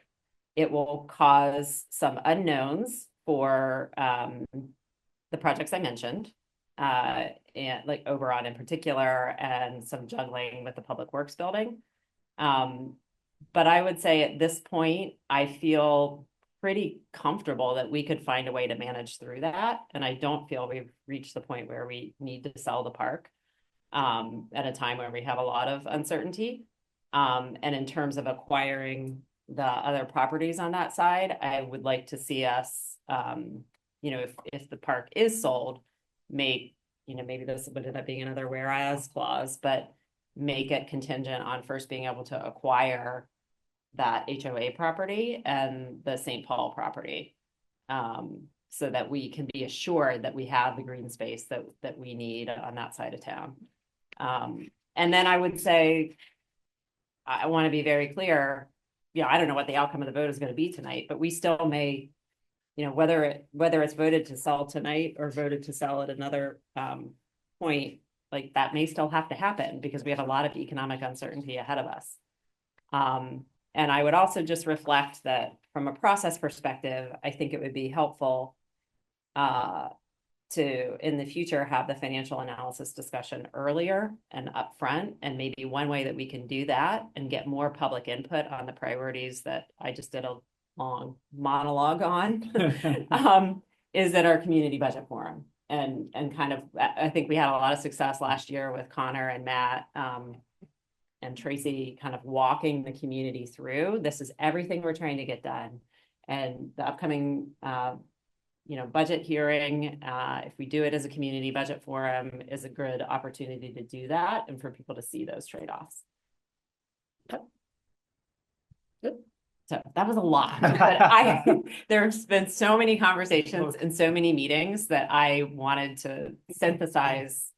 I wanted to share how I had synthesized it for the public record. Okay, thank you.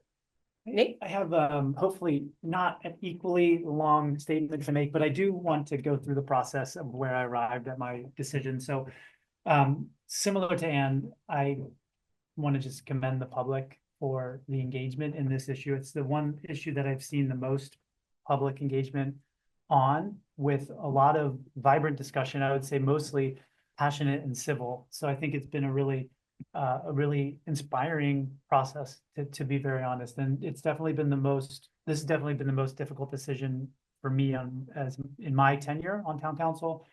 And I've gone back and forth like probably a dozen times for where I think I'm going to vote, where I thought I was going to vote on this issue. But I've come to a decision and my vote will be no. And I'll tell you why. I do want to walk through first the process issues, because I think that they're important to raise from the outset how we got here. As Ann said, it's been a really long journey, about a year and a half for this iteration of it. I've been told from other council members that this has come up before in the past, and the mayor has said it before about the idea of selling Joseph Park years before, but this in its latest iterations has been about a year and a half conversation. And I think in the beginning, it's the communication from the town council, I think from the town, probably wasn't the clearest or the most proactive, I will say that. But I think over time it has improved considerably. And I think over the last few months, especially, the town has done a fantastic job in publicly communicating through the town journal, opening various forums for providing comment, genuinely soliciting that feedback. And I want to thank Matt especially, and Alex and Tracy, because you've been in all the meetings, for meeting with Ann and I, Councilmember Lichter, when we've asked several meetings, questions and unpacking the numbers and going through all of this, because that helped us a lot to understand a little bit more of the details. I think some of those issues were very well described by Ann, and I will not go into the nitty gritties of those. But I do also want to say that I think that the issue has merits and valid arguments on both sides of the issue. I personally place a lot of value philosophically, intrinsically on parkland as designated as open space. But as a council member, I feel like it's my duty to sometimes separate myself from my personal convictions. Not always, because it has to go into your decision-making process, but it's my job, our job, I think, to look at it from all angles and to think about what is the series of trade-offs that we're making with this decision. What are the strategic goals that we have as a town for investing in our town's future? So to do that, we needed more information. I think that, there is a lot of information, as I mentioned, that was provided, but a lot of the information is not necessarily on paper. It's in heads, it's in previous discussions and so on. So the information that's been presented by the town staff and the town manager is, as Ann mentioned, it's considering this issue within a very narrow budget category of a land or property acquisition categorization. And I think that it's been called a land swap within this category for meeting competing needs within that budget category or that kind of investment category. But to understand the issue beyond that in the broader capital improvements from the perspective of broader capital improvements budget, that's what I felt was my responsibility to do. So we asked a lot of questions, we had meetings, and many exchanges to go over the different expected expenditures and outlays over the next few years. The cost, the timing, the funding sources, all of those things Anne described very well, and we will submit them for the record. But what have we learned from that? Three things I come away with from that. First, as it's funny because a lot of the points that Councilmember Lichter is raising, I also came to the same conclusion, and I promise that we did not coordinate this at all. But there's a lot of uncertainty in the costs and timing of what we want to do as a town. Primarily stormwater infrastructure, sidewalk additions, public works building, they've all been mentioned, but there are a lot of competing interests. And we, unlike a lot of larger municipalities or cities, don't have the luxury of having a budgeting forecasting model that we can look out 5 years and kind of consider these things to help us to better plan for these uncertainties. So it makes decisions like this one almost it's not impossible, but very daunting, particularly when they may erode our rainy day fund or really winnow down our capital improvements project budget. And we have to rely on what information we have, which is this year's budget, next year's budget, which will be introduced later, and then the knowledge, the institutional knowledge that's in people's brains, like Mayor Furman and Matt and other council members and the town staff. The second thing I learned is that, and I knew this, but just reiterated, that our town manager is genuine in his concerns about needing the revenues from Joseph's Park to be able to do other things that are planned in our property acquisitions category. And I think Councilmember Lichter described that very well. If we don't sell Joseph's Park within that budget category, we will run into a deficit. And I think we should be really thankful. I'm very grateful that we have such a risk-averse and excellent town manager and staff. I think truly that what they're recommending, they believe is best fiscally for the town. I really do believe that. But again, though, it's in the view, and it's always been in their view as boxed into this category. And finally, the third thing, and it's the same conclusion I come to, that when I look at and unpack those numbers and consider, possibly shifting things around and complementing with other revenue streams, some of the bigger outlays that are in the future, like the public works building and some of the future stormwater costs, the funds and resources can be more fungible when you look at it from the broader perspective, and we could probably still do it all. But it's still very tight, and we have it barely. I think right now we could probably do it when we look at that from that perspective, and we have the wiggle room, I think, to do everything, but not a lot. Wiggle room is good when we have uncertainty like this. I think you want wiggle room and flexibility, and I understand why Matt is very nervous about this. But again, I think we should be very glad that we have someone so prudent about the fiscal resources of the town. But I'm not convinced we're at that stage yet where it's a last resort. And that's what it comes down to for me. I don't think now is that last resort time. It could be very soon. It may be next year. It may be even sooner. Again, there's a lot of uncertainties at the state level, at the national level, revenue streams, a lot of things that could trickle down to affect our town. So I'll just say two more quick things. If it fails tonight and there's, and it doesn't pass, I'm not opposed necessarily to voting for it down the road to pass. I think many in the town don't share the view that this piece of property and land and park has value. And we've heard it in the comments. And I think those are valid views. It's not my personal view, but I think that we need to understand that, especially in its current state. So I'd say if the ordinance isn't passed, again, I'm not closing off the opportunity that we may need to, the time may come where it is the last resort. And I challenge those, if that situation unfolds tonight, who really do feel passionately about it, to bring to light to the people who don't see the value in it, to encourage them to see it in a different way, to bring that value to them, whether it's going there with them and showing them, using it more frequently, maybe even activating it. I know that word has become a little bit of a poisonous word in this debate, but there have been a lot of good recommendations about pollinator garden, community garden, sculpture garden, and to the mayor's credit, and previous town councils, I think there has been an effort to try to do that, but if there was ever a time to really put it in and give the effort, now is the time to mobilize and try to make something of it. Again, if it doesn't pass. If it does pass, I think the amendments that you just offered, Darren, are good. I hope that we can put some conditions on the sale of the property to protect the trees, or future tree plantings are required, and so on and so forth. The last thing I'd say is and I kind of alluded to this in the conversation with the Green Bank. One thing this has illustrated to me is that we really need other financing sources for what are our known unknowns down the road. We know there's a lot of uncertainty around our stormwater needs. Climate change is only going to exacerbate this issue more. We have aging infrastructure, more development. We can't handle the impacts of our floodwaters now, and we're patching it. I think this stormwater action plan is going to help, but I think that we also need a dedicated finance stream for this. Thank goodness for the ARPA funds, $2 million to be able to fix our stormwater infrastructure, but things keep popping up and they're not going to go away. So I think we need to think about things like a stormwater utility fee, water quality protection charge that the county has.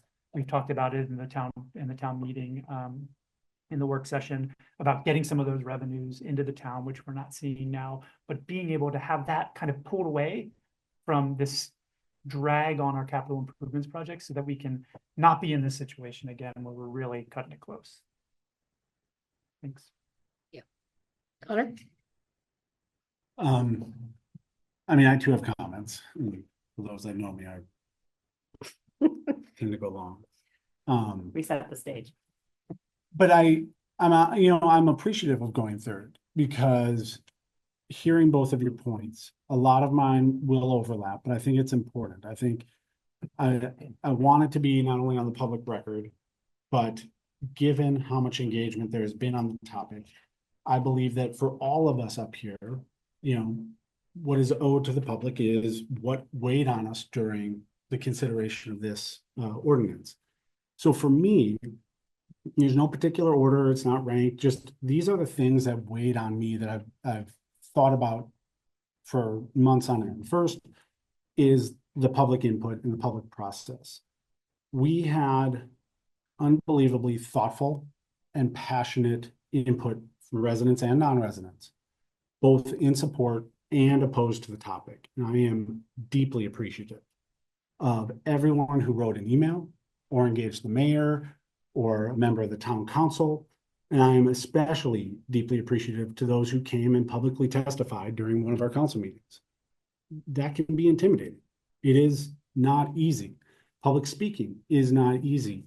It means a lot to me, the amount of engagement, the sincerity of engagement, the willingness to listen, to give your side, but also be willing to listen to the other side. So both from the public and from everybody up here on the council that has sat through hours and hours of meetings, because they know how important this is. Other things that have weighed on me: the size, the location, and the makeup of this lot. Joseph's Park is 7,500 square feet. It sits 150 feet from St. Paul Park. It's at the corner of Pliers Mill and Wheatley, where it abuts 3 residential lots. It is accessible only along the north side, where there is a sidewalk, and the east side, which does not have a sidewalk on Wheatley.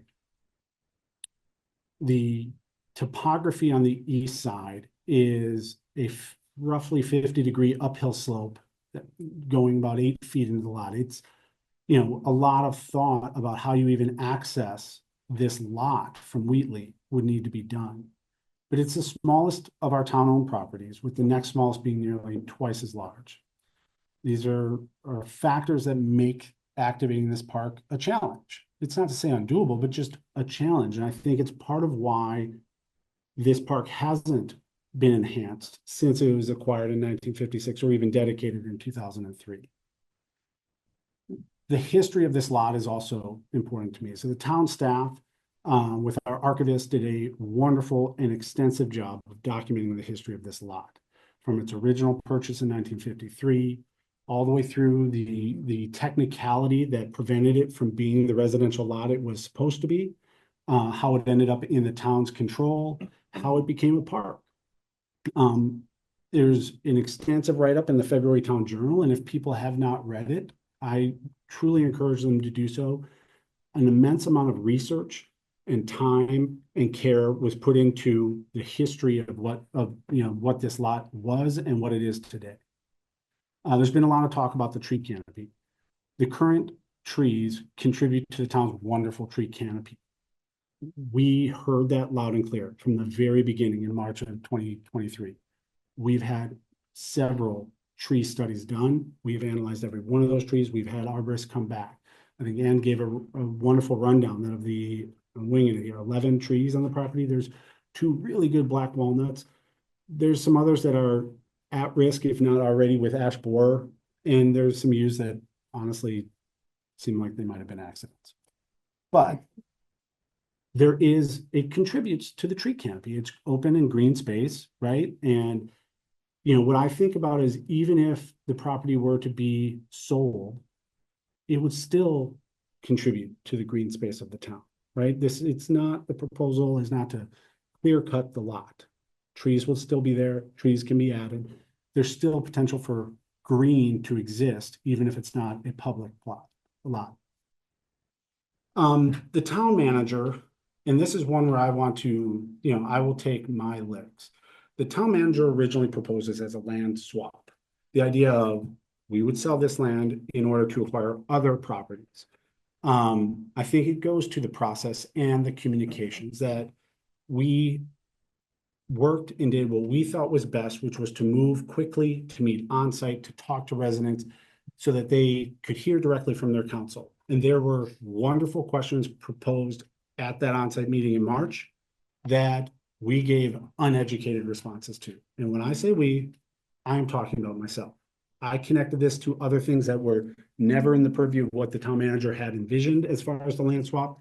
I connected it to other projects on the other side of town. What I was trying to do is convey what we were going to be doing in the budget form, which was give people a sense of all of the moving parts, budgetary parts, land acquisition, buildings, roads, stormwater, all of the moving things that I know we hear about a lot and we sit in meetings, but that maybe not everybody else did. The unfortunate reality of that is it created a connection between selling this land and other things that were not the intended purpose. I take full responsibility for a lot of that because I know I was the one who said that. The reality is we're looking at acquiring the 2 properties that Councilmember Lichter mentioned that I think are really smart and strategic acquisitions for the town. The HOA property along Silver Creek, the triangle of property at the north end of St. Paul Park. With whatever proceeds are remaining, being able to be put into our CIP for the further land acquisition for our public works building, which is an absolute necessary for the town. We are planning on vacating our current public works. We have to have a public works facility. We've identified a wonderful space. We've already acquired the first lot, but in order to move forward with design and construction, we need to acquire the lot next door. And while we may be pretty close, right? There's a little bit of wiggle room. I have a little more risk aversion to being pretty close. I would like to make sure that the numbers line up more securely for the town, for our budget, and for our taxpayers. When I talk about these 2 lots, it's not 2 small properties. These 2 lots, the HOA and the St. Paul Street wedge up near University, they in total span about 54,000 square feet. That is a net increase of over 46,000 square feet. I'm just going off, that's the HOA is how many square feet? I was looking at the So it was February. initially came in at 21 or 22,000 Okay. square feet, but hold on.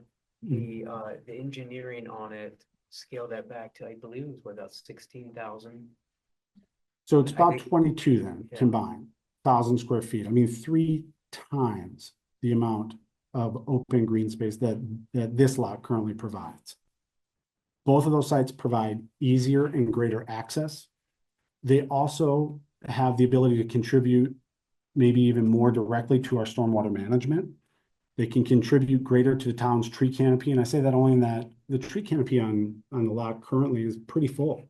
You know, I mean, you might be able to get some small growth trees, but there isn't much room for additional trees at Joseph Park right now.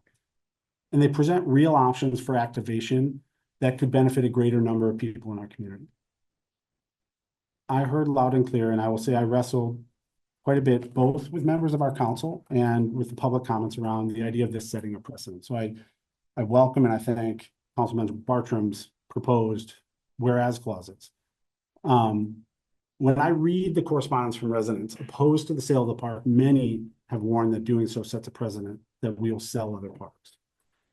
The council has discussed and debated this at length during public sessions and in our meetings talking about the budget.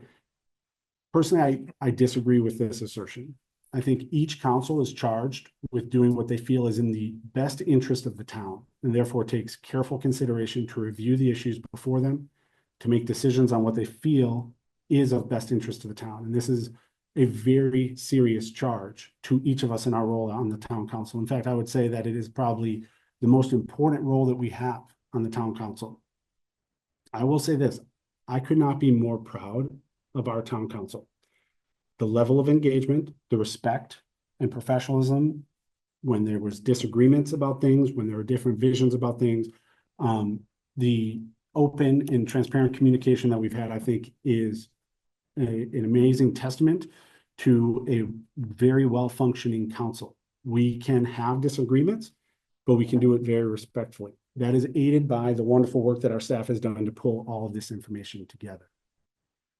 Collectively, in just thinking about the meetings, the onsite meetings, the council budget meetings, the emails, the review of things, we have spent as a council and staff collectively thousands of hours on this topic over the past 2 years. This is the single greatest, most in-depth topic that we have, that I've overtaken in the 8 years I've been on this council.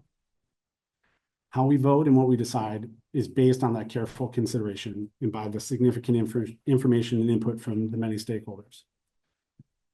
Past council, why the precedent issue does not, I am not as moved by it. Past councils have voted to take action such as capping off streets and access to town roads that did not result in every road being capped off, right? We've created do not enter zones. It didn't mean that every road was turned into a do not enter zone. I know these sound flippant, but why I believe it's important is I think it demonstrates the thoughtful commitment and analysis that everyone here on the council and the mayor have done.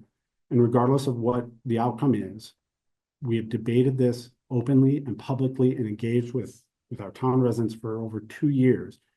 And I feel we have a very deep level of transparency and professionalism as the outcome of the process. Can the process be improved? Absolutely. But I think it shows what a fantastic council the town of Kensington has.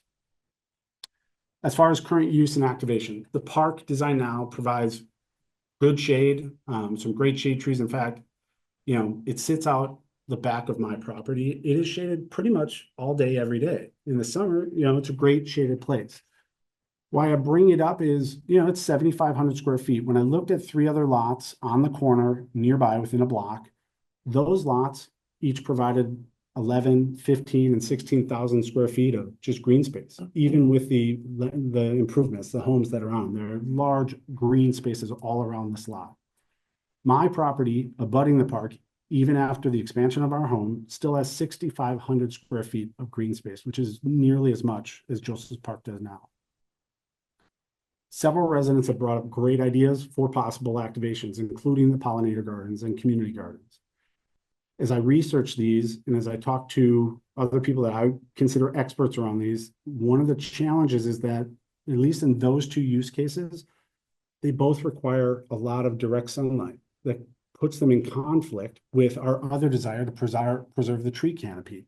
And I think this is part of the reason that we are struggling with what the identity for this park is and how to activate it, because certain ideas conflict with the realities of what it is and what we value about it.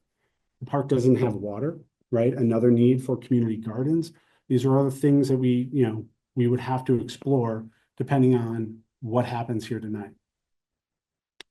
Selling the park as part of a larger land swap would net the town 3 times more additional square feet of green space that provide for activation, that would allow us to add to our tree canopy, and that provide greater and better areas for managing and addressing the town's stormwater needs, which I think through everything that's been on the agenda tonight, we hear and know is a real reality facing the town. Based on the park's location, lot size, and the corresponding setbacks, if a home were to be built here, it would have roughly a 2,000 square foot footprint, meaning that there's still nearly 5,000 square feet of green space preserved on this lot. Which brings me to the last thing that has weighed on me, which is what could its other use be, which is housing. The history of this lot is well documented that it was always intended to be a residential lot. It was purchased as such, an application was applied as such, and if not for a technicality from the county restricting additional right-of-way footage, there would be a house on it, and that house would have been there for 70 years. But where we stand now, the state and the county have a huge housing shortage. I personally believe that this lot, because it is a residential lot, it is already zoned for residential use, it is a perfect 7,500 square foot square lot designed perfectly for housing. I think its best and highest use is for a residential house. I'm trying to skip some, guys. I'm trying to be nice. So I know that one house on one lot is like a drop of rain in the ocean of the housing problem that the county has. But from where I sit, having chaired the development review board for the last 6 years and looking at all of the housing reports, the ZTAs, everything we discussed about more housing now, the county desperately needs more housing. And this is a lot that the town controls where, if sold, could be turned into housing with the proceeds going to acquire green space nearby in the same part of town in excess of the green space provided on this lot, which I think provides 2 net benefits to the town. An additional residential use and all the benefits that come from that, an additional neighbor for me, because it's literally my backyard, preserve green space on that lot, and extra green space on the rest of the lot.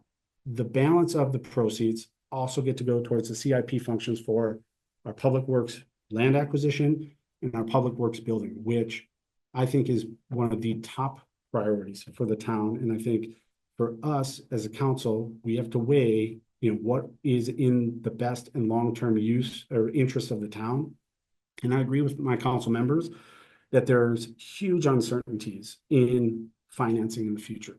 But there is one certainty for me, in that we have learned from Summit Avenue, and we have learned from Noise Library, and we have learned from other projects across the county, which is any delays toward building our public works facility will result in higher costs.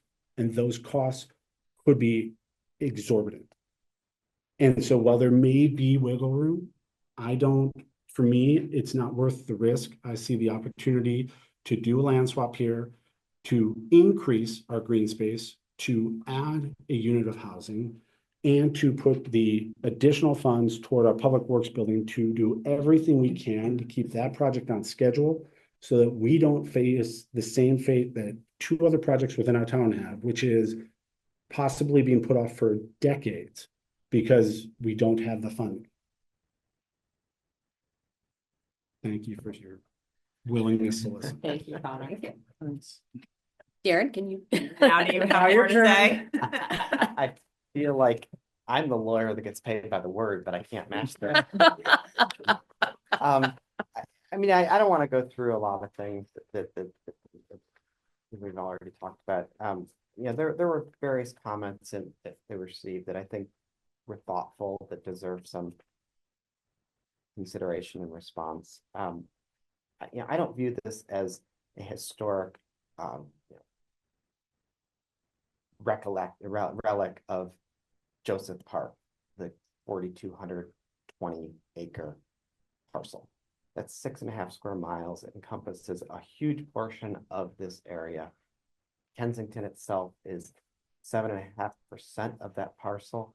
This one lot is 4/1000ths of 1% of that parcel. And I don't think it's accurate to say that it's the last undeveloped parcel within Joseph Park, because if you look just in town, we have 10 town and county parks that are undeveloped within this parcel.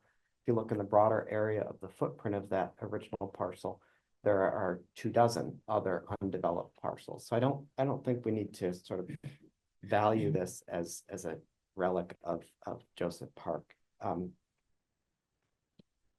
The creation of this park I view as quixotic. A mayor, 2 mayors ago, put up a sign.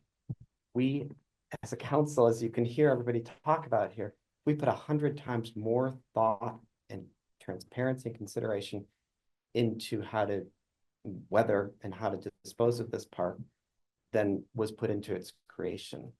So I think everybody here has taken this very, very seriously, and I think that's great. About whether we need the money, we don't know. You know, there's a lot of uncertainty going on in the country, in this area. Our town manager has done a really good job of being very conservative with the budget, with planning, with having contingencies. I don't have a crystal ball about how much the town public works building is going to cost. I don't know. What motivates me here is not the need for the money. It's that the park isn't used. I've been here almost 28 years now. I live 2 blocks from this lot. I see our town crew there a lot, mowing, clearing brush. We have deferred tree maintenance there. I've been out with my dogs and kids. We go to St. Paul Park. It's just not a park that gets used. And I don't see a way to activate the park. It's right on Pliers Mill. It's not very deep, so you don't get off the Pliers Mill very much when you're trying to enjoy the park. I don't know where I would be on a vote if the HOA property hadn't come up as what I see as so much more of a park than this lot.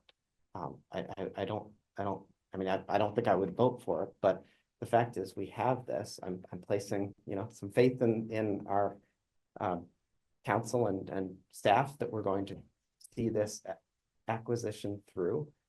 And having stood in that parcel, to me, it feels much more park-like. It feels much more of an enjoyment of being outside in green space. And so I'm looking forward to that. I don't think this sets a precedent. I again, lived here almost 28 years. I've never once heard anybody talk about selling another park. I've heard it come up one time where a developer wanted to have us move a park around the corner so he could increase the size of its development. And that idea didn't hit the light of day because it's a repulsive thing to us.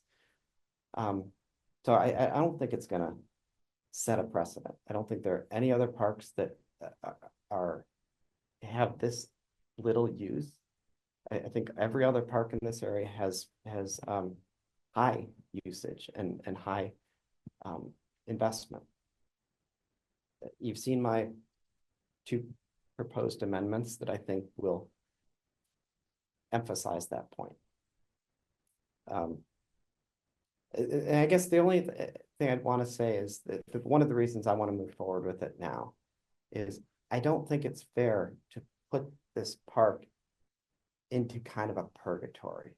Well, maybe we'll sell it next year, maybe 2 years, maybe 3 years. Well, that gives us no incentive to actually try to put money into the park to activate it. Why would we do that when we might sell it next year? I'd rather move this one along, acquire HOA, and put our focus and concentration into that one. That's where I'm at. Okay. All right, well, you want to make a motion? I will make, sorry, Oh, sorry.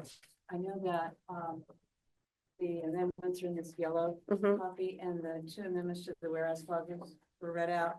There's an amendment also Oh, in the this- main body. Of the especially? No, No. no, it was just to make it clear that, it was said in the whereas clauses, but not in the body, and it's under section 1, that you're making a determination if you adopt this, that the property is no longer required for a public use. Okay. That's all. So it just repeats language down in that, action part of the bill. Okay, thank you. So that would be the amended version of the three. Yes, it's in section 1. Okay. It's there in the large type also. Okay, It's also included in the whereas clauses, but I want to make sure it got into the action part of the bill. okay. all right, so help us out here. How do we proceed? Do we introduce the original one and then amend it with the 3 I amendments? thought you had introduced the original Yeah. one. Yeah. Yeah, so then Mhm. you will move to amend and you'll get a second. All right, so I will move to amend ordinance number O-01-2025 to include the 2 additional whereas clauses and the addition to section 1 that are in the yellow copy. Is there a second to amend? A second. All those in favor? Aye. Okay, I'm in favor of amendment, yeah. okay. Okay. All right, so the motion to approve As amended. as amended. I need a motion to approve as amended. I'm sorry, that's not the vote. No, No. we approved the Amendment. amendment. Now, Okay. you The whereas approve the clause. amendment now, you have to move to adopt as amended. So I'll move to adopt ordinance number O-01-2025 as amended. Is there a second? No, second. All those in favor? Aye. All those opposed? Nay. Nay. Yay, I get to break the tie. Do you want to say anything? Well, it's 20 of 10. I will say just a couple of things. First of all, I haven't broken a tie in a really, probably several years. I think Dwayne Rollins was on the council. That's how far back that goes. Which says a lot that, the councils have been pretty much, this is rare. This is very rare. Because the council has, works very well together, and I appreciate everybody's thoughtful comments, no matter how long they were. And Right. they're very thoughtful. I mean, this has been basically a journey. We have gone on a journey. And I think we have done everything that we possibly can to let our residents know what we're doing. Besides the article, every resident was sent a postcard letting people know that this was happening. And we, got basically 26 responses, 31 if you count the ones outside of town. And which is, usually good, but it's also not, the town is much bigger than that. So unlike Connor, I am have very much risk aversion. I also don't like debt. I will take out debt, but I have lived here since 1980. I'm in 45 years now in this town. So probably the longest person in this room, and John Gerson was on there, he'd outnumber me, but I think even on TV, I've lived here longer than anybody else. The town has never been in debt, never. That's a huge, huge step for us. Never built anything. That also is a big thing for us. And I feel like we can't have just wiggle room, like you said. I mean, you actually talked me into voting because I don't like uncertainty. I don't like, we talked about, we're thinking about $3 million for the Public Works building. We have to spend money once we get the HOA lot. We're going to have to spend money there to get it subdivided and clean up some of the lines for the residents along Wheatley. That's gonna cost a lot of money. And stormwater is something that you don't know until sometimes you open it up and find out, like what we had down here on Connecticut Avenue, where, geez, why is the water main so much lower than we expected? Because they listed Connecticut Avenue up higher when they built it, because Armory was Connecticut Avenue. So these are all things we don't expect. So we will go into some debt for, I know Mr. Al Carr had said something about 800,000, 20 years. I don't want to take 20 years to replace debt. I want to do it fast. I want to do it as fast as we can, because we will be paying interest on that debt. And we have so much opportunity here to make 2 beautiful parks, additional parks on this side. And I never hear it. I know we've been accused of not listening, but I feel like sometimes I don't feel people are hearing 2 enormous additional land on this side, on the north side of town, that can definitely be activated.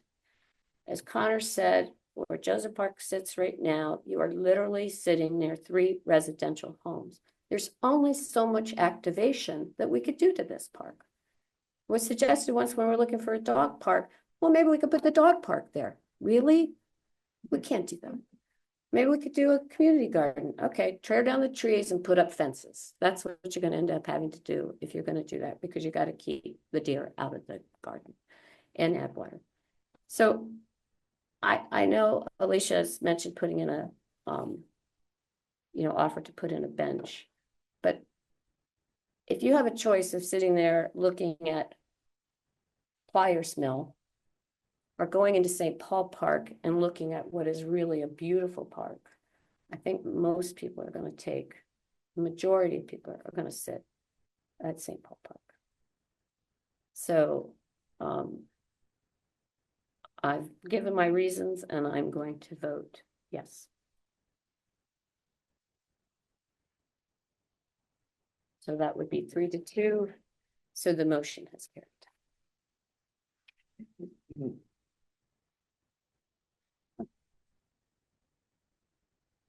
Right.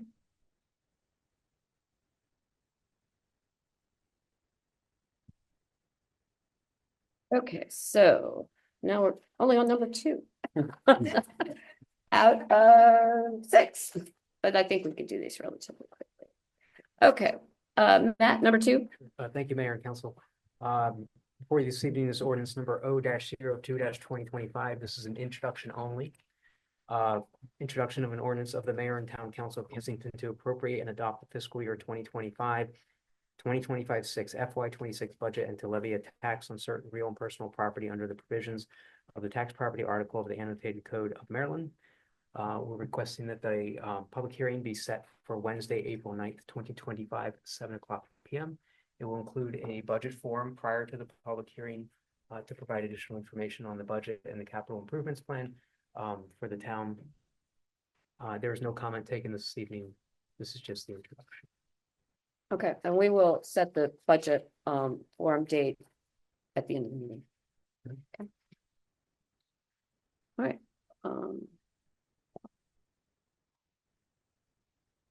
So we don't need to formally introduce it. No, you need a motion to introduce. So I'll make a motion to introduce ordinance number O-02-2025 and set a public hearing. Yes. And to set a public hearing for Wednesday, April 9th, 2025 at 7 p.m. Okay, is there a second? Okay. All those in favor? Aye. Aye. Okay, see, we're all voting. Didn't take long. Didn't take long, I know, right? Votes against the introduction of the budget. Now I'm voting yes, everything. No, that would be Dwayne. I was gonna say it'd be Joe's dream. I know, right? Okay, number 3. He's not here. Matt. Thank you, Council. Before this evening is ordinance number O-03-2025. This is an introduction as well. Introduction of an ordinance of the Mayor and Town Council of Kensington to amend Chapter 5, Housing and Building Regulations by enacting Article 7, Transient Lodging Facilities, to incorporate Chapter 54 of the Montgomery County Code entitled Transient Lodging Facilities, which contains various provisions to protect, regulate, and license hotels bed and breakfast, and short-term residential rentals, and to make conforming changes. Whereas that the public hearing also be set for Wednesday, April 9th, 2025. And I may add to this, the reason for this ordinance is Montgomery County, prior to just a few months ago, was enforcing Chapter 54 for the town since the Airbnb regulations in 2018. There has been some changes in the county, and they have decided that they are going to no longer enforce that regulation for us because they stated that we did not opt into Chapter 54. There is one house specifically that is causing some issues in the town. It is on Lexington. There were two licenses from the county. One was for the use of an ADU. That has been removed because the owner of the property was not living in the existing structure. However, they are allowed to continue to use the main house as an Airbnb. This would allow the town to regulate and defer to Montgomery County to enforce Chapter 54. Okay. Any So nothing, questions? yeah, nothing would change. Nothing Other would than, change. Montgomery County would enforce the regulations as they were just a few months ago. This also ties in hotels and bed and breakfasts, if those were to ever come about. and the county would still enforce it. Correct, yes. Do we get any of that ability to get tax revenue? Yes. So we get it, even though There they're if enforcing. there was a hotel or anything like that. We would have to pass a tax on that, okay. So this is an enforcement only. Okay. We would do what we've been doing recently is, we would allow ourselves to enforce it, but we would defer to Montgomery County. All right, is there a motion to, Sure, I'll move to introduce ordinance O-03 2025 and to set the public hearing for Wednesday, April 9th, 2025 at 7 p.m. okay, is there a second? Second. All those in favor? Aye. Okay, thank you very much. All right, number 4. Thank you, council. Before you this evening is resolution number R-06 2025. A resolution of the Kensington Town Council confirming appointments made by the mayor to the Board of Supervisors of Election. This is to reappoint Martha Deal, Spencer Harrell, and Robin Watson for a 1-year term. They all served as election judges the last few years, although we did not hold a formal election. Yeah. Okay.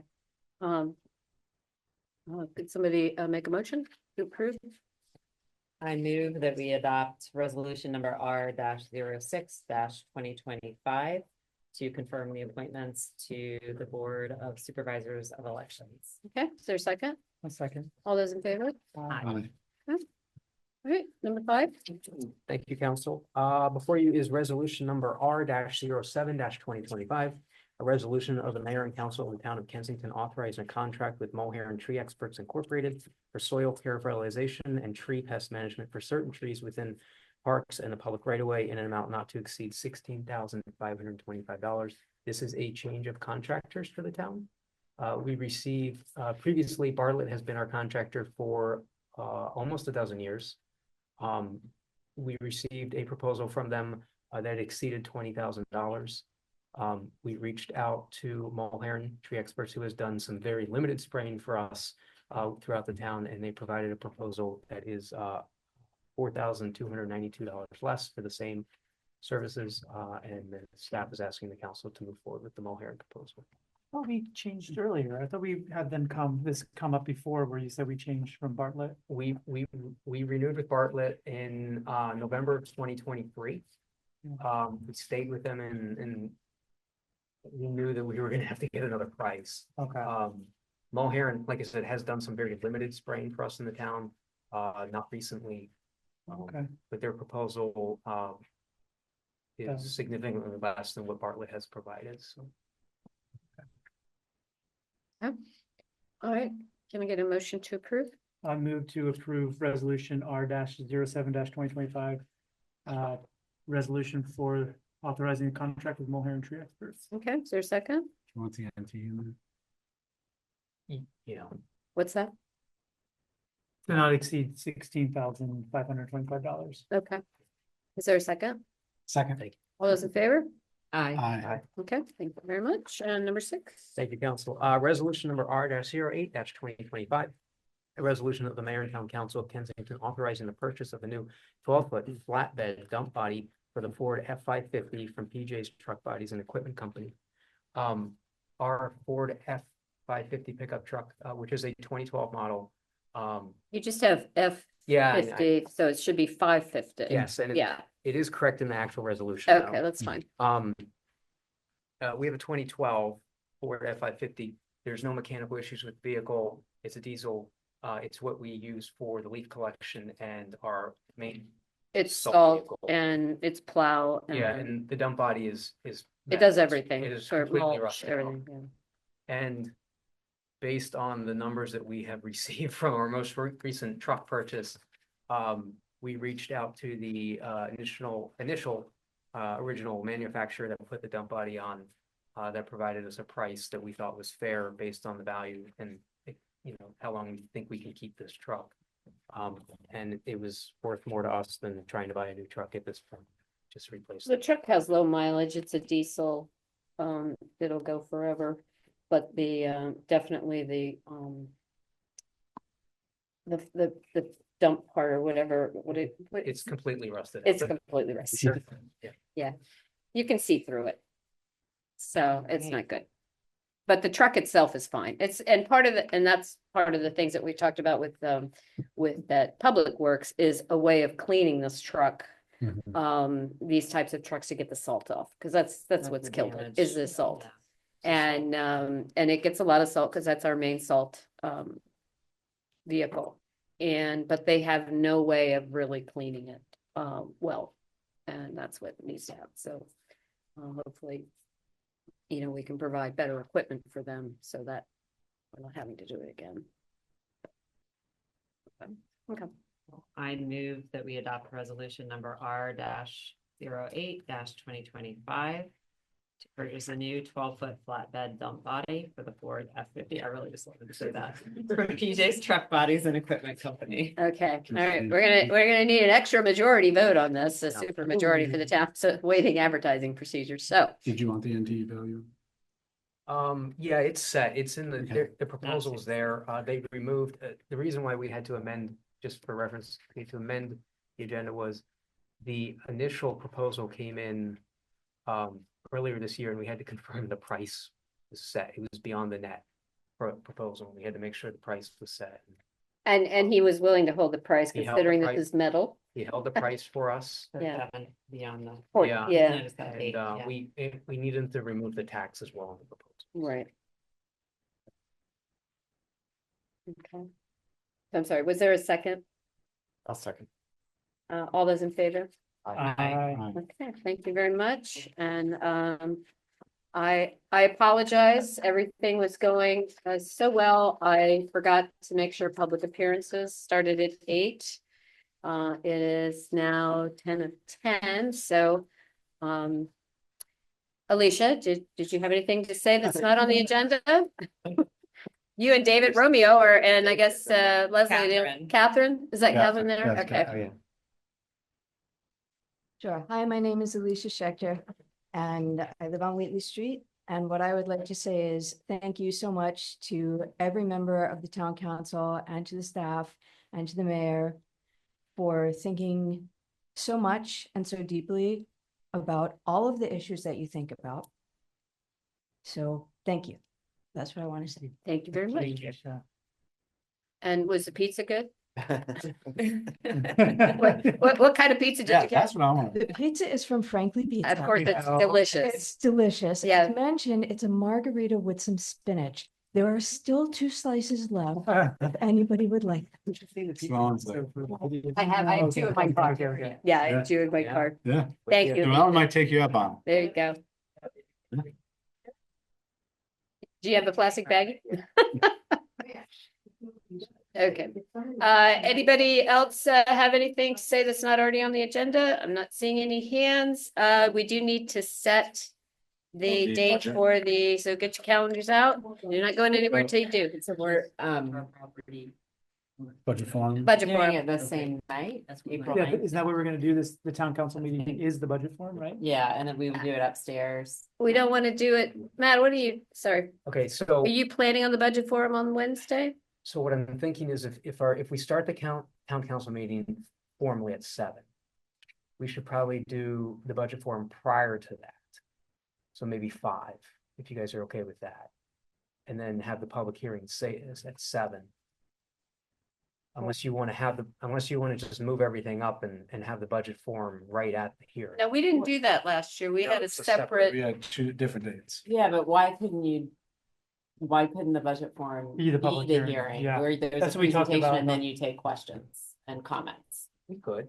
Yeah, I thought that's what we were. How much more do you know that needs to be on the agenda for March? We might get What are we a in good April? crowd for the town. I- council. Well, I don't feel like we're gonna get a good. my crowd by only doing thought on that that way. is the forum goes really in depth. I think it and- has to be a standalone. I don't think you should do it during the hearing. I think, I mean, it's up to you. I would do it prior to the council. You separate it out a little bit, and then if there's still additional questions in the public hearing, we can, but. I mean, Then you do what we did the last time with food. and- yeah, Well, and the record stays open too, so Mhm. it's not like you can't make a comment if you can't stay for the meeting. I I mean, think that's important. I'd also make the pitch that separating them provides the benefit to residents who come to the budget hearing to try and absorb all that information, take it home with them, think about it, ask questions, look at documents, You mean the forum? the forum, and then come back to the hearing on a second date, or email in questions, as opposed to having to try and think of questions on the fly as it's happening. I mean, I have never been to a budget hearing where I have, I mean, typically you hear from one person, maybe 2. Mhm. That's it. I think the budget forum, which we just started with last year, was a great idea and we got a good crowd. But I think we got a good crowd because it wasn't a town meeting. The people felt they had to sit through the entire thing to get to the budget forum.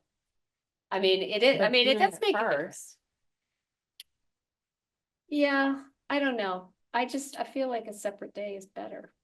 But I mean, you guys could do, I want to maximize the number of People that come. No, I support that goal. It's called free food. The challenge you run into is spring break and schools closed. Well, people spring away, break is the holidays. 13th. We're actually meeting before then. Isn't that right? Yeah, I just meant if you're doing it on a separate night, you're trying to do. I know, 2 but it days. would be before, we have to approve this on the 9th. Our hearing is the 9th. That means we have to do the forum between now and the 9th. you don't have to, because we did the forum after the public hearing last year. Did we? Okay. Yeah. Well, But then it's you do get better into, if then you- you do get into, well, we don't approve we Yes. want to approve it till the 14th of May. Yeah, And we just leave the public record open until then. Well, we would do it usually the public record would be Did- till the 9th. If we confirm with the state that they'll accept that, Yeah, they want the tax rates by the way. okay, so we have a slight problem. Okay, We have to give the state our tax rate by May 9th. We had requested an extension because our council meeting was the 14th. Technically, if you don't change the tax rate, they'll just roll it over. But it means we weren't past it yet. So we need to move the May meeting up. so you need to move it to the 7th. We need to move it up. Could we move the April meeting, the 7th? Monday Monday. the 7th. Yeah, Why would we move? Why? because it gives you a month. It's Oh, you don't need that because you've already introduced, so we could technically adopt the budget in April. So We sorry, just why- give the public an extra month to kind of digest any public ordinance, to ask questions. The questions, the issues in May. The issues in May, we just need to adopt the budget before May 9th, so we can set the tax rates to. That's what I'm saying, but we would adopt okay. I see what you mean. It's not that we have to leave it open. Yeah, for the a full issue is not month. the April Okay. meeting, it would be the May meeting. That's where we approve it. Gotcha, Yeah. okay. except that, ideally you have the budget forum and obviously the hearing you have to have before you adopt it. Yeah. So, Well, I mean, if you want to do it the 9th, a couple hours before, I mean, I would hope we didn't have as long a meeting as we had tonight. I know, I know, You got a pizza hookup. I know. so I'm open to it. I just, my main concern though is if you have it start at 5. That's early, yeah. I know, it's very early. You're feeding your We did kids. the I mean, last who do you want to come to this I meeting? think it's 4. Do we do It 4:30 to was 6:30? still light It was- outside. It was like 4 to 6. And we didn't get And the we catered- retired set. we I mean, that's catered it mostly who from, came to the meeting. We No. offered babysitting, but nobody took us up on it. Yeah, that's right. Your daughter was gonna babysit, yeah. Yeah, but then you're right at that point where kids are getting out I of mean- school, they gotta go there, you gotta get dinner. I mean, it's just, is there ever a good time? Probably not. My thought was when we were chatting about this, Matt, that it might be easier for town staff if it was the same.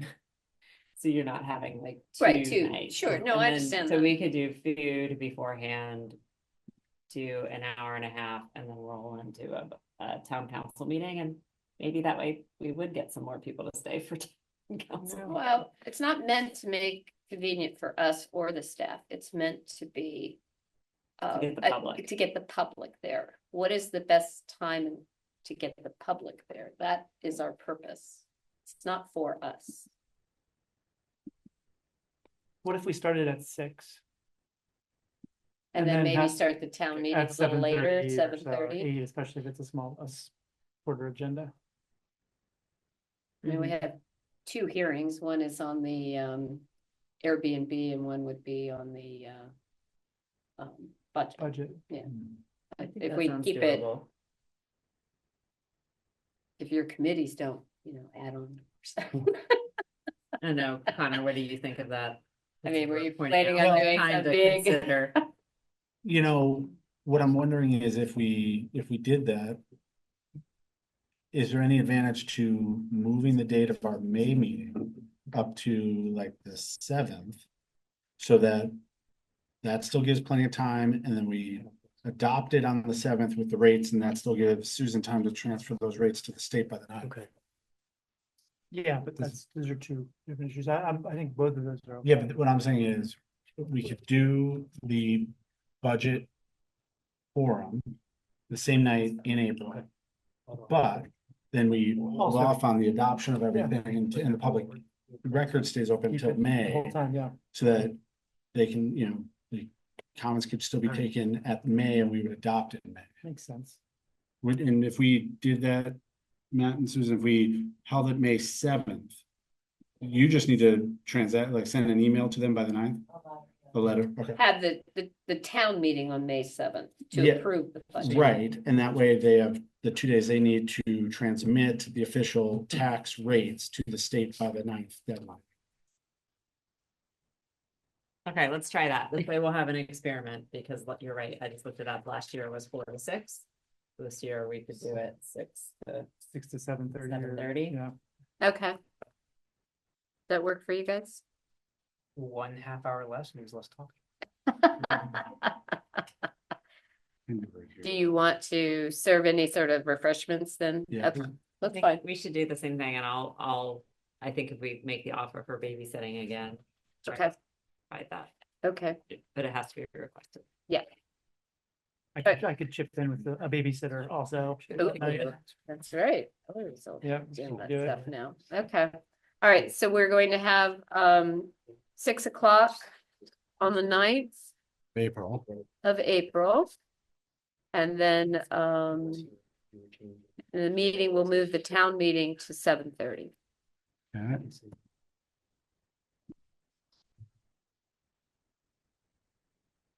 Or 9, and then the May meeting will be moved to the 7th. Is everybody good on that? Does everybody check their calendars? Let me look. Just gonna throw a wrench in it right now. No, wait, May 7th. Yeah. You said, Yes. okay, not May 9th, right? Yeah, May May 9th is the 7th. date, okay. Of course I can tell on here. Well, get it on the calendar so you don't book something else more exciting. What could be more? Yeah, Oh, just yeah. get this budget sealed. Okay. All right, so 6 o'clock forum, 7:30 town meeting, that's on April 9th, and then our May meeting will be moved to the 7th. Okay. All right. Good. All right, anything else? There a motion to adjourn? I move to adjourn. Is there a second? I second. All those in favor? Aye. All right. Nice. We Thank get you for agreed on staying. that. Thank you for staying. Thank you for staying. Thank you.